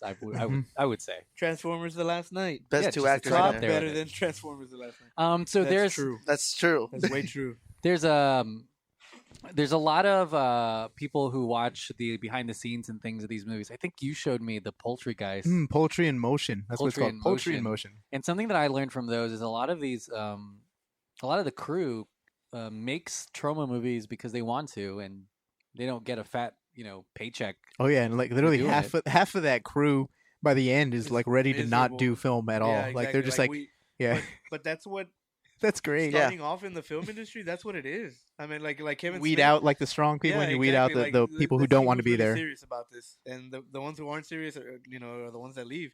Where like Kevin Smith was working at a convenience store, and then at night he was shooting the movie, and then he would shoot it until he went to work the next day. So to me, that's what keeps the film industry going, is like the passion of the people who really want to make this movie. I mean, all the way from the director down to the assistant, down to the extras, Yeah, exactly. Here, because you find out like there's the passion of being part of something, of creating something for yourself, and not think about how much of this movie is gonna be made, like make for me here. I'm gonna get all this rich stuff and everything. It's not even about that kind of stuff. Yeah, and that's partially why when a podcast is having its 100th episode, most people wouldn't go to Return to Nuke Em High and go to Lloyd Kaufman. They'd go to like, let's do The Dark Knight, let's do The Godfather 2. Let's do it. Yeah. We did do it. I know that was a jab at our own podcast. We did it hard. But that's why I wasn't opposed to doing something like this, because to me, Troma is filmmaking at its core. Yeah, and originally B movies were the easiest sequels to make because they didn't cost that much money, and you knew you would get some runoff success from the original, and genre movies like this. They were the reasons why people started making sequels, was because they would be so original and unique that they would have an audience, and they knew that audience was baked in. And the people who are watching this Nuke Em High could be the people that watched like the Nuke Em from a while ago. Yeah, and I don't know. It's to me, it's just mind. Like if you don't, like I get it if you don't like the movie, but if you don't respect the process, then to me, like you're not a true filmmaker. You don't really know movies that well, or something. Not to put anybody down, but hey, again, you have shut up. Yeah, shut up. I didn't like you. Fuck you, Andrew. Yeah. Another thing about these movies, or it's sort of odd watching Nuke Em High or Return to Nuke Em High Volume 1, is because a lot of the movies that are successful now are so set in reality, and they're so dark, and they're so gritty, and they're about something that could be happening in someone's house. We're allowed to get away with more now. For films. And this movie's very fantastical. It's almost fantastical.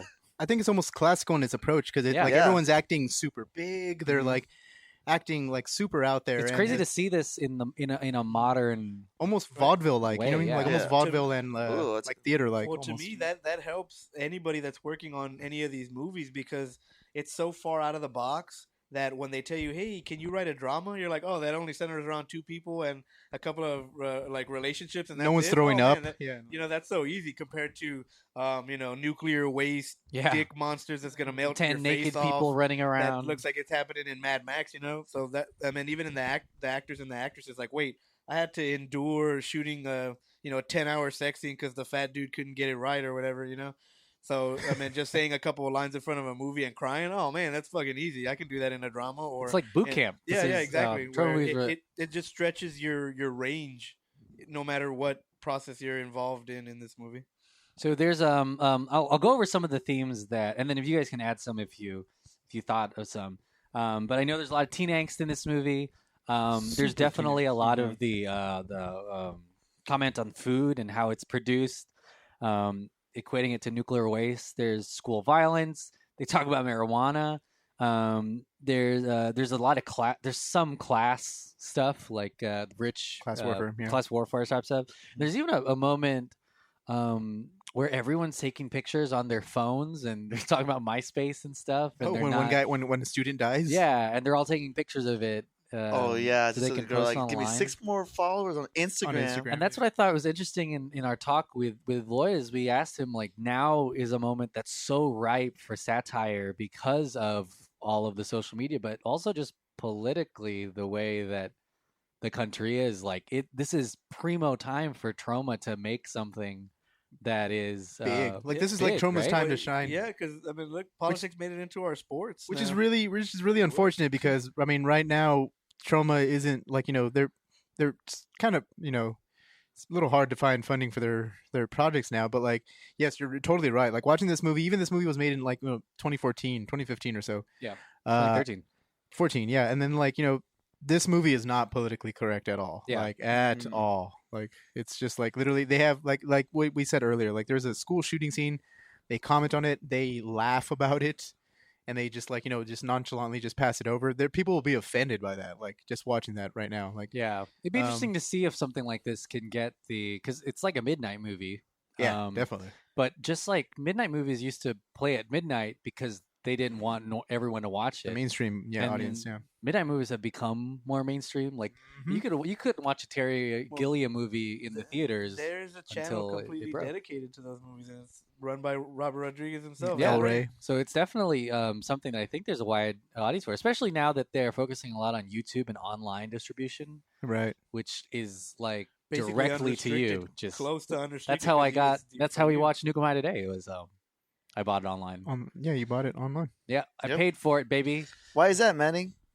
because we I love lost the remote control. There for you the go. And Blu-ray also player. because Cloth is raking in that money. Cloth. so that I he can can- buy movies now. Also, we really love Lloyd. We just want to give him more money. That's for yeah, true. give them movies, more yeah. money. Well, you see, and it's Shut not, up and take my money. Yeah, I mean, it's support too. Of course. Definitely. So when another thing I want to talk about with especially this movie or maybe a lot of his movies, what do you guys think about his use of like musical numbers? It's such a unique thing. It's sort of we can talk about the motifs, the things he puts in every movie. A lot of them start off with a sex scene and someone dying, like in Yeah. Poultrygeist and in this movie. But there's also usually a musical number, right? Like there's one in Poultrygeist, there's one in this movie. Yeah, there's I don't want to say there's a musical piece. I wouldn't call it a musical piece, but Yeah. there's actual musicals. There's music implemented, like original music implemented, and I think that's Basic pretty core, like, cool. the storyline and everything. Yeah. I think that's awesome. The music in this movie is related to because the Glee Club basically they mutate into these punks. Or Cretans. I think that's pretty awesome because like it's first of all you're already getting more collaborators to work on like original shit, Yeah. like Yeah. because all these movies are exactly where again Yeah. it's range too, And where you're like, exposing, wait, this, like, this yeah. came from scratch, yeah. and also too. It could be a local band that you're Yeah. just literally giving some exposure to, and they're just then, like yeah. listen, like watching Poultrygeist, I went out of that movie humming some of the songs. And I was like, God damn, like that's Yeah, a it was completely just like- original arrangement. But anyway, also, it's also a comment on Glee. The show Glee comes on Yeah. and stuff like that. Where It was popular around the time. Yeah. So it's very still. That's a good point. I forgot about that. relevant. Yeah. Well, there's the guys who wrote Book of Mormon in South Park. What are their names? Jay Parker and Matt Stone. They made Cannibal the musical. A Troma movie.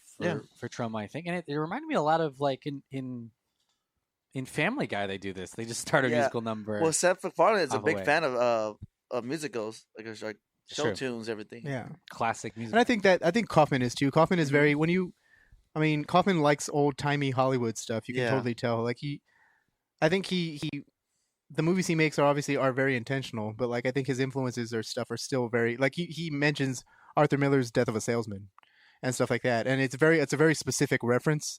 Even though it's played for laughs and stuff like that, you got to know that there's obviously some knowledge and like some influence from all the stuff that he's like talking about. You grew up watching. Yeah, and- exactly. and Yeah. liking.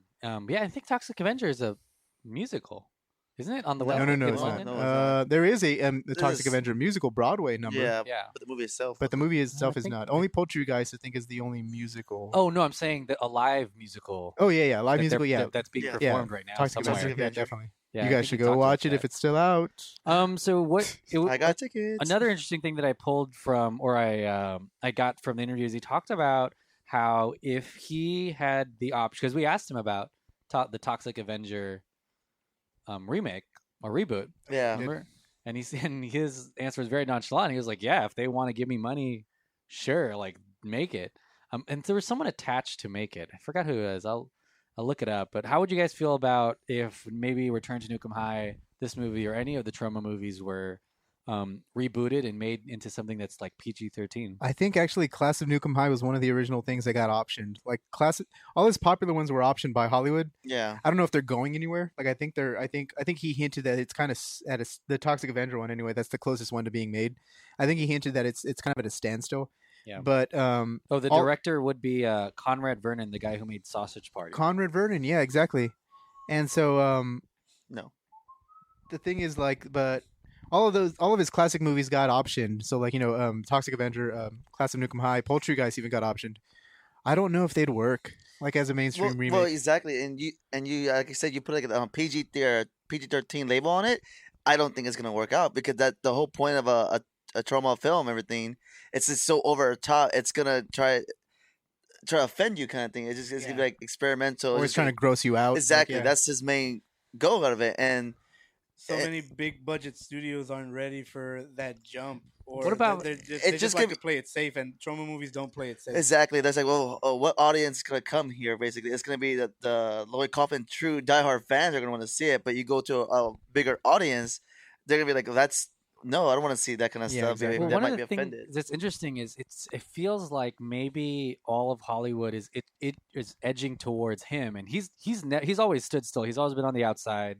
He's always been a rebel and an outsider for Hollywood. Mm-hmm. But it seems as though Hollywood's inching their way towards him. I mean, looked at the success of Deadpool, Sausage Party, Logan. Those are rated R movies. Some of those are comedy movies. Like Sausage Party ends with an orgy of, food. And so it seems as though that those sausages are going in places you don't want to know. Yeah. It seems like the sausages go in that place all the time when I eat hot dogs. So it seems like movie or not, huh? Kaufman's like this pioneer who blazed this trail, and although it's he's been doing it for decades, just now people and the mainstream is like inching towards him, which is really commendable because he didn't change anything he's doing now. No, he didn't actually. Back He's like, then. if anything, like guy. you There's watching more this rated movie, R comedies now Hollywood's than probably ever. Yeah, I mean, I don't think it would work. It's kind of weird. Like Kaufman deserves, or like his stories deserve to be at the unrated world. It's just really even just slapping an R rated on them, like an R rating. Yeah, it wouldn't still work. Well, like I mean, not like, at I all. Well, wasn't Toxic Avenger wasn't even rated R, wasn't it? I think it was NC-17? unrated. Like, it could have been NC-17. I think I'm it not was sure. We should probably NC-17 because it confirm was that just- actually. I'll find out. To I mean, me, it was in like- theaters. To me, Yeah. the best you could do is give him story by, but you'd have to alter it dramatically. Yeah. So it would be the same at its core, but it wouldn't be the same thing as a Lloyd Kaufman Troma But like, movie. if any one of our hands if we were doing the Class of Nuke 'Em High You'd have remake, to like leave it I would We would try try- to make it as offensive as possible, Yeah, exactly. but still like mainstream audience. But let's I don't say, know. let's say, because I feel like we get like a Hollywood like kind of budget everything, but we have a producer and everything, and we, as someone like us who are Kaufman fans, would definitely try to keep as true as possible to what he would do. right. I feel like certain producers like, well, we want to kind of get this kind of audience here, and if we do that, it might not get the best reviews. That's true. And And that's totally valid too. and like, it's that gonna makes sense. exactly, and it's nothing wrong with that too. But at the same time, you'd be kind of like not really doing it the Kaufman way. If Yeah, you exactly. Try That's- to that's not the- rearrange it and reshoot everything Most here. definitely is a studio movie. And I get what you're saying earlier, man. Like what the whole Deadpool and Sausage Party, but I feel like Kaufman it's still way over top of what those guys do too. Like rated R is a minimum. Well, Sausage Party too was an animated movie too, so it's like You're not real fucking. Rated R. Toxic Avenger, rated Toxic R. Avenger, Really? rated R. Yeah, because I got to played an NC-17 movie. Yeah, but in a you theater. got to They wait a have. whole lot more. But also like, back in the day. I mean, yeah, I guess that too. Rated R True. is different back then from what it is now. Like the Yeah. rating system is different now. Yeah, it had to be That really is true. hardcore. I mean, the Goonies were rated PG. They said the word shit a lot in that movie. And I Yeah. think I think he knows that. I think he realizes that if it is a big budget remake, that he wouldn't have a ton to do with it. They wouldn't really let him have much control because he's an outcast, gratefully so, right? Like Right. being rebellious. Yeah. And I think that's why he said, "Just give me money. You can do whatever you want with Yeah, it. Like, just give exactly. me $1 million bucks. He'll and okay you it can if do you just anything." write him a check. Yeah. Yeah, because overall, I think if they do make a Toxic Avenger remake, if anything, it'll draw more people to the To the original. Even if Definitely. it fails, it'll just Yeah, have people that way. That's how Stephen King is. Stephen King is like, he just loves all of his adaptations because he gets a check. Yeah. Same with at the James very end Cameron. of the day. James Cameron, every time there's a Transformers movies, Terminator. Terminator. Sorry, Yeah. no. Every time there's a Terminator man. movie, Transformers. James Cameron says it's the best Terminator movie. I would love like to see every time because the he knows James he's gonna Cameron get He's gonna get paid to he's gonna say get that. paid. So even if he doesn't think so, he's like, it's the best one. Hey, it's the best one. This guys. one right here. This the new one. best one. Last night, it's the best one. Anyways, James Cameron's gonna be on the podcast next week now. I think the best podcast On ever episode too. 200, Yeah, you be on the jeez. lookout. So there's a lot going on in this, but I feel like we're talking about Troma in general, but I think that's good. That's good. Yeah. I mean, feel there's like that's pretty obviously awesome. they make sequels, so this Well, counts. And Yeah. especially if you don't know what a Troma movie is and you just saw this one and this one was your first Troma experience, I think there has to be a lot That's of talk true. about Yeah, Troma itself. If I feel like we should, if you didn't know what this is, you could have stopped watching it Yeah, within the definitely. first 5 minutes because you would be like, oh man, what am I watching? But yeah, I just want people to know why we picked this movie, and it's not just something random. Yeah. Because on first glance, if you put it on to someone who's never seen a Troma That's a movie good ever, point. Yeah. they would literally just turn it off. They're just like, this movie is so bad. it's like, I'm just gonna- offensive, yeah. whatever, Because Just, there were like, turn it sometimes off. being a Kaufman fan too. Like I'm kind of like, God, what is going on? yeah, Yeah, because like And you're everyone thinking that the whole time from like, frame one, like everyone's either like acting like or just like making really stupid noises or faces, or just like having sex. or just having like Crazy ri- sex. the crazy, random vigorous scenes sex. too, which is like I said, because John, you were saying earlier before we started watching, like, it's meant to be kind of like a not like the best movie kind of stuff. Yeah, it's an here. intentionally bad Well, movie. Yeah, exactly. And it's one of these movies that is so bad that it's good. Yeah. like Sharknado, where like Sharknado sucks bad. Like, and I mean everybody can say that, but they made 7. But that's the cool thing about it is like it's true. I don't know why, Yeah. but it's like No, it's Tara Reid declined our podcast. She did. so we shouldn't even be talking about it. Yeah, cut that out. Just Yeah, bleep it screw every her. time I say Sharknado.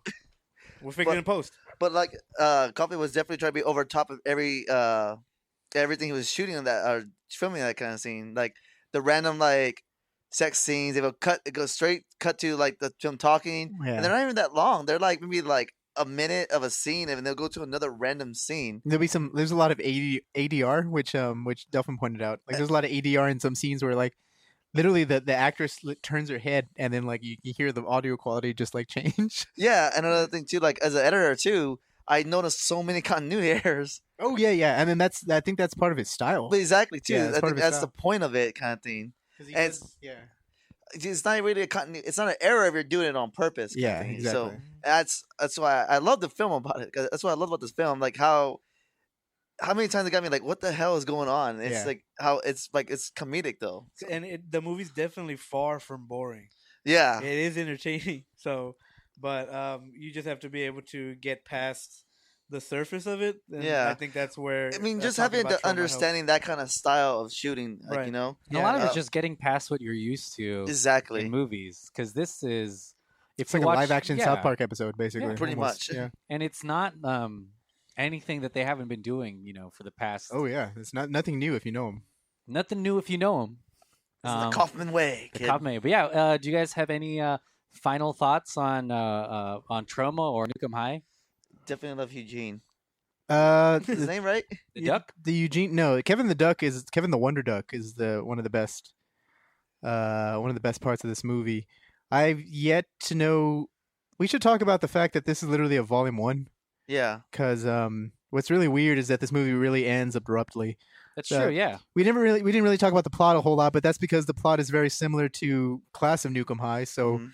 listeners, if you guys don't know about the plot, go watch fucking Class of Nuke 'Em High. Yeah. But anyway, it's basically the same thing. It's a little gender flipped. You have two lesbians or two girls that are kind of discovering that they're lesbians in the movie, Chrissy and Lauren, in very exploitative fashion. 'Cause Yeah, there well, is a what- lot of like gratuitous nudity and Fingering. there's a There's a sex scene that definitely went longer than it should have. yeah, there's a masturbation scene that still takes a long, like it's brief, but it's a little too long for what it is, and the sex scene is very very long, like Yeah. in this movie. Some people It's laugh hot. different times. Yeah, no, it's hot at I first. didn't have a problem with it. It was hot at first, and then it wasn't because it's just like, all right, this is enough. Well, it's like, funny too because they're doing the sex scene or like the masturbation scenes, but like I said, going back to like the use of audio. Oh, the sound effects. Yeah, the sound effects were just like, yeah.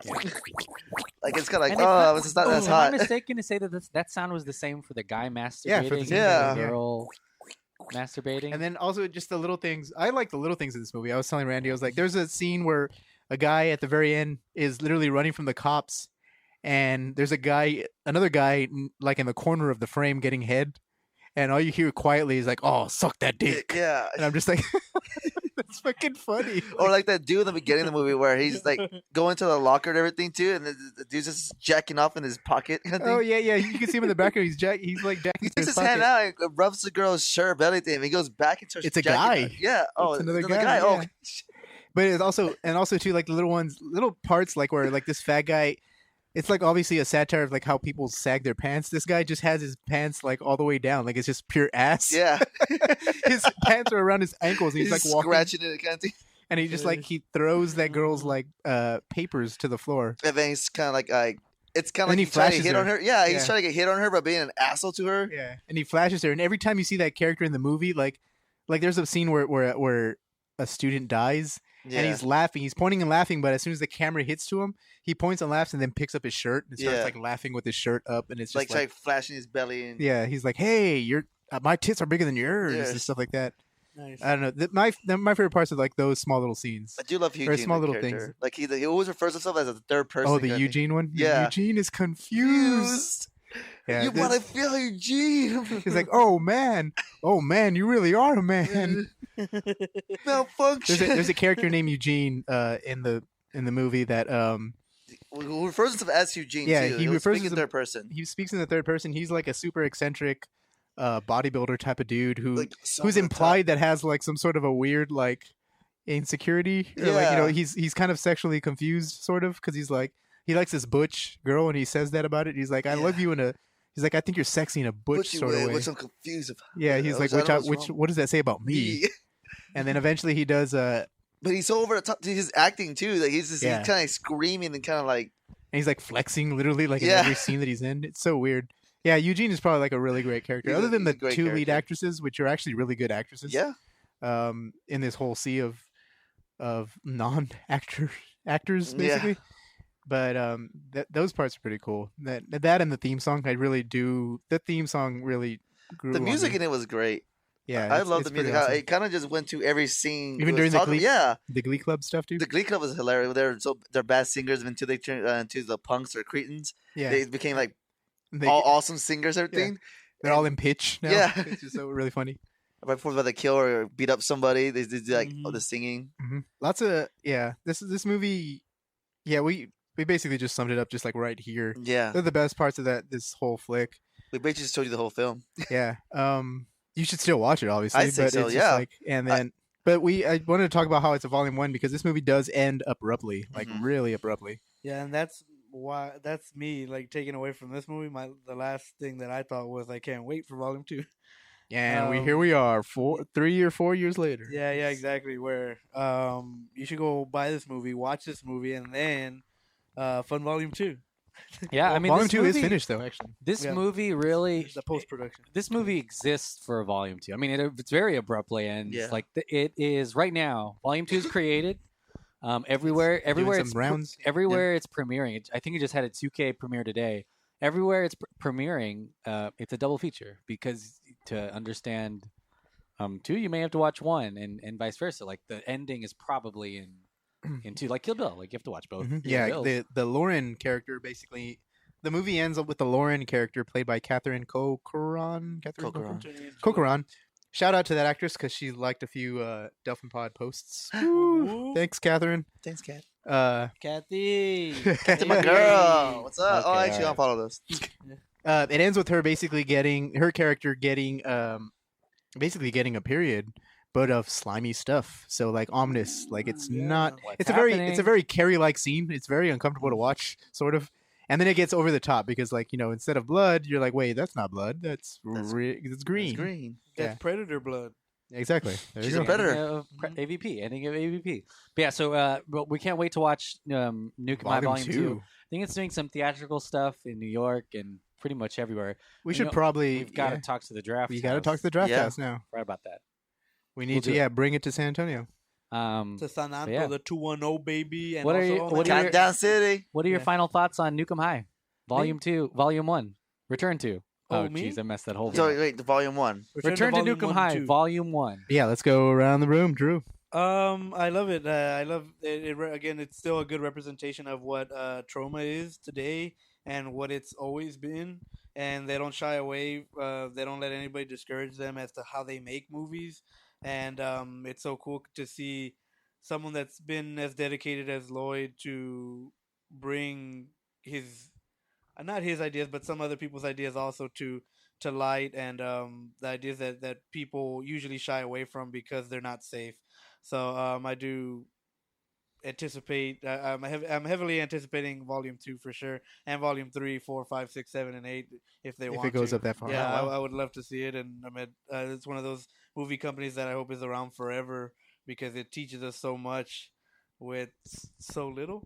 Yeah, does that makes sense. Yeah, definitely. Forces you to use your brain. Yeah, Volume 1 is great. I really want to watch Volume 2. I mean, obviously it's not playing anywhere near us, and like we have to obviously request it for it to come down here, and which we're going to do because like it's fucking awesome. Definitely. But yeah, Volume 1's another hit by Lloyd Kaufman in my opinion. I mean, it doesn't, to me personally, it doesn't overthrow that first class of Nuke 'Em High because his schlocky approach to things worked the best in the 80s because you're kind of watching like, you know, stuff that like probably, you know, not 90% of 80s movies had. Like even John Hughes, like 16 Candles and Pretty in Pink had some like super over the top, almost Kaufman-esque moments in it. So like, you know, while it doesn't overtake the first one, it's still a really good addition to Kaufman's filmography, and you know, he hasn't lost his touch other than the actual like format, the film. He has you know, the film format as opposed to digital. He hasn't. Yeah, he's still got it. So definitely. Like I loved it. I would recommend it to everybody. Manny, like for one, I'm a fan of Lloyd Kaufman. So I do agree with Andrew and John, but like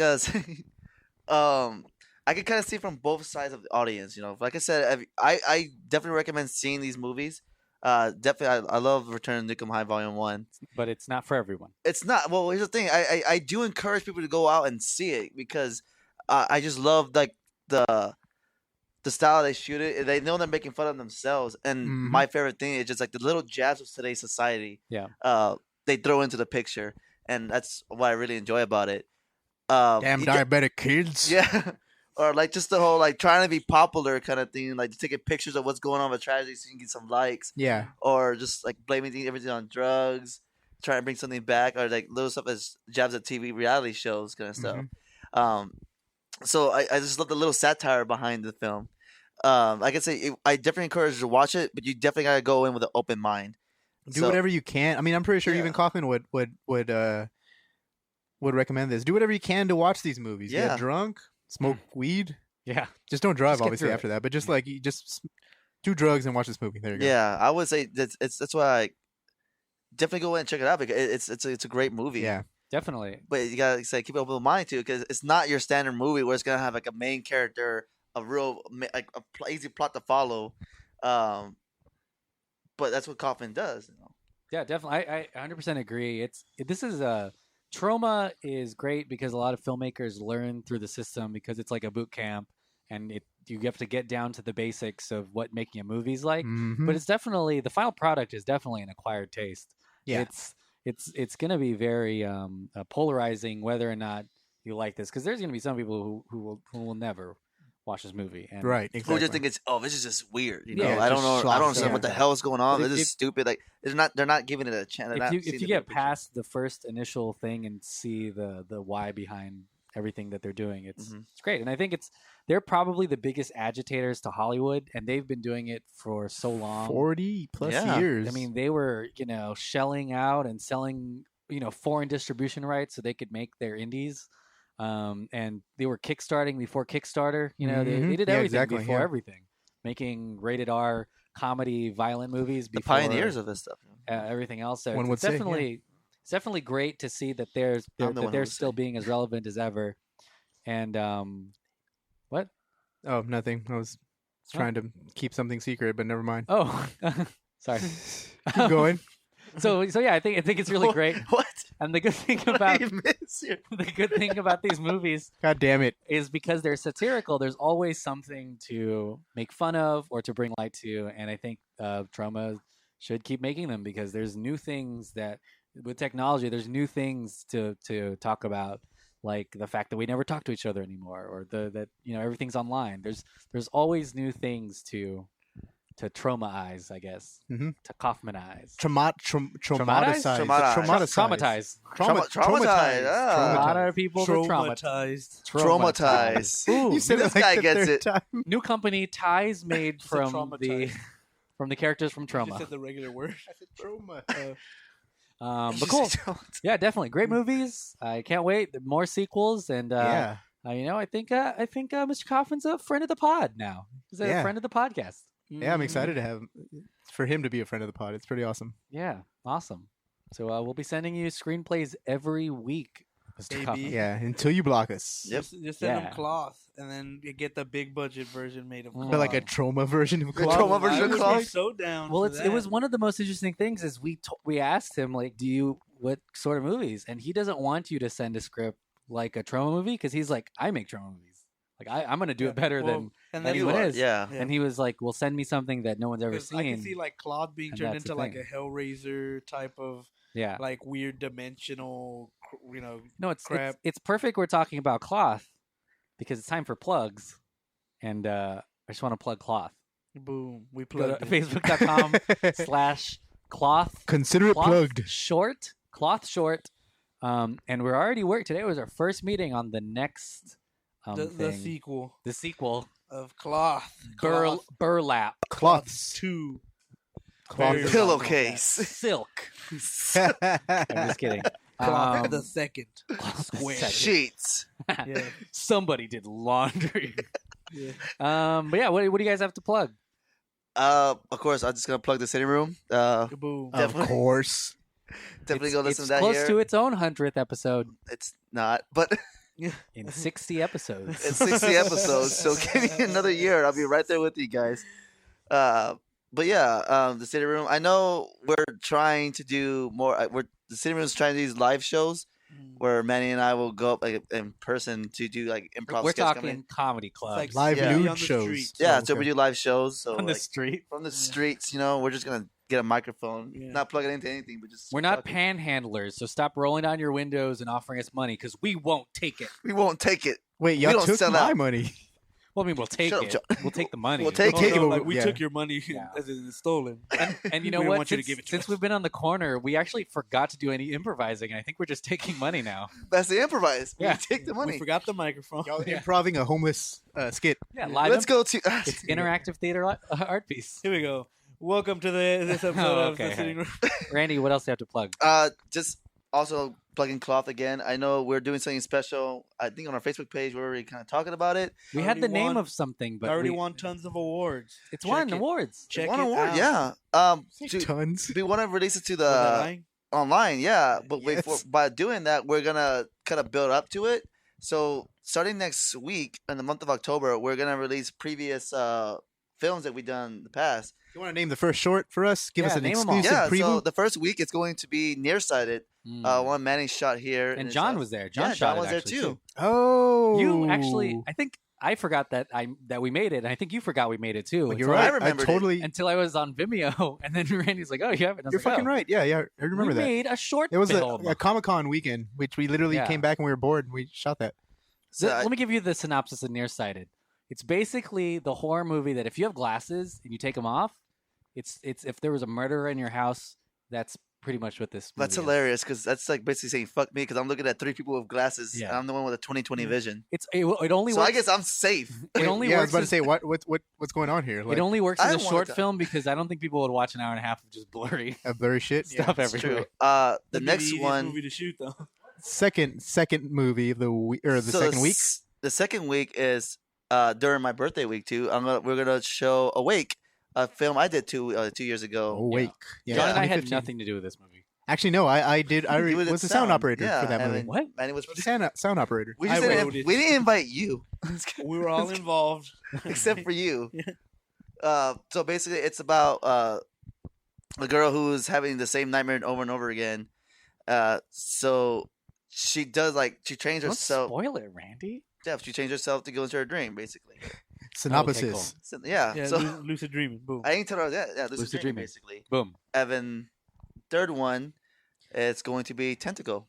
A movie about a monster. It's a monster. It's a creature feature. Short. Creature feature. Creature Yeah, feature. it's about this creature who escapes from prison and meets a more dangerous creature Yeah. Yeah. But, somewhere else. Boom, racist. Yeah. We didn't really. We sort of glossed over the fact that he's a prisoner in the movie. So you get it though. He's wearing a jumpsuit. You'll figure that out. It's a battle of monsters. But in this movie. two monsters enter, one monster Yeah. leaves. Yeah. John just thinks every other race is a monstrosity. Yeah. What? That's it. Where And did then this it come leads up from? to the last week, the week of October 25th, whatever that week starts with. Jesus. That is Cloth. We're releasing Cloth online. Mm-hmm. Cloth line. Clothesline. Clothesline. Yeah, Jinx, close send me a Coke. Ah, dang it. He has no money I for got a Coke. copyright Oh, to that. fuck, that's right. I respect the rules of Jinx. Obviously not, because you spoke. Yeah, John, do you have anything to plug? He's like, where's my Coke? Obviously listen to all of the Delphin Pod podcasts, Sitting Room and Revenge of the Sequel included. Thank you, John. That'd be awesome. Stay on the lookout for Cloth, obviously. Listen to the Sticker Fridge podcast too. Did you guys say boo? Director Showdown season 2 just wrapped up, which is pretty exciting. Fan Film season 3 is starting up pretty soon. A new podcast, The Fire Distinguisher, is going to be pretty great. It's going to be lit, as Sean would Heyo. say. And just lit. just listen to all those shits. Is anyone else going to plug some stuff, Andrew? Yeah, Wanna plug Andrew, some come stuff? on. Yeah, Andrew. Come on, 100th I'd episode, like to man. plug Before we do the my, thanks. my retailer business. It's a What? little shop called Retailer. Heroes and Fantasies. Heroes of Fantasy. Heroes There and you go. Fantasies. If you guys If you're a need- hero and have a fantasy, Yeah, go it's not there. a porn shop. I swear to God, it's not. So the fantasy part is Yeah. like Oh, much the fantasy more, is like you get to immerse yourself in fantasies that other people have created, but not Hence, sexual ones. But not the porn. DC, no, some comics are porn. I'm not gonna lie. Oh, yeah, Cave sex criminals. Woman, Sex Cave criminals. Woman, sex criminals. Just the tips. Just the Bitch tips. Planet. Yeah. Anyway, Bitch something Planet for is a real everyone. one, actually. There we go. Yeah. I swear, all those titles are real. Anyway, yeah, come check us out. I mean, it's well, your local comic book store, but with a twist because it's 10 times the size of any fucking comic book store you've been in. What's a twist? that's gonna be awesome. I like going to Heroes and Fantasies and just Yeah, buying it's a great stuff. store. Lots of cool stuff. You guys should totally go. Well, Yeah. thanks for inviting me to be part of the podcast. Yeah, on there you go. the Let's get to the episode, thanks episode. Yeah. Big thanks to Randy, who was pretty awesome. He's We're been gonna with us. blow out the candles of From the beginning. 100 right Yeah. now. Yeah, exactly. Randy's been with us since the beginning. Sadly, he had to go and do another subpar defected. Another podcast. podcast. The defected. Another subpar podcast, or whatever. To be fair, Manny kicked me off. Nah, Your views were too controversial, Randy. I'm just saying. you sound Exactly, way yeah, too you- ethnic. You suggested we do Fast and Like Furious all of 7, and that was controversial. That was it. That was the last. Yeah, exactly. That That was was the the This last is where all straw. that broke the camel's back. And now the camels. Was watching Dwayne Johnson break the cast off his muscular. Seriously though, Oh God, yeah. huge thanks to Randy. Randy was awesome, man. Thanks for Thanks for inviting me, John. Yeah, no Cool. problem. Huge thanks to Lloyd Kaufman. He's Huge with thanks. yeah, exactly. With all our hearts, he's the freaking greatest. probably He's send just him the a greatest. candy Yeah, we basket should of probably some send him sort, something. or Let's send him some something. roses. Yeah. Let's do it. Let's do send it him. right now. He's Guys, the we gotta winner of go. the You should 100 send him a podcast, cloth raffle. screener Oh. along We with the should fruit send him basket. I mean, that an actual Oh, gift, John. an actual gift. Obviously, Yeah. other than that We too. should send him a hot mixtape and also Our the- mixtape? yes, You said a hot original. mixtape. though. Yeah, like lit, like as in fire, hot. Oh, okay, That's okay, I shit. get you. Like HAWT. It's fire. Hot fire. Anyway, also we should make him the winner of the raffle. So It's bring like, Oh, it. shit. Here's this Revenge of the Sequel shirt. Wear it and take a No, no, picture. no. No, I'm just kidding. And Someone else is gonna It's rip rigged. Just also, so you I know. also just want to give a huge thanks to all our listeners for letting us, allowing us to come this far and actually just sticking around for the entire ride. This is so crazy that we're able to do this like 100 episodes in. It's come to an end. What? No, it Oh, hasn't. what? We're getting canceled. Why But, did I get that memo? We'll We be on finally got Hulu. sued. Am I being fired? Our last season will be like direct Disney or Disney direct to DVDs, like sequels. So like we still have a lot of content to go Our through. last season is going to be when we're reviewing a sequel that we've made and we're upset at it. Oh yeah, okay, We're gonna yeah. bury it. That's And true. We don't have Cloth anyone. too. We don't have anyone to blame but ourselves. Seriously though, guys, thanks for listening. This was awesome. Like Yeah. you guys are the shit. Thanks, guys. Thanks for Here's riding to along with many us. hundreds more episodes Thanks with you to, guys. to my dog Cosmo for being quiet, maybe 50% of the time. He's Ooh, had yeah, his yeah. mic, and he just has not barked. To Poke him.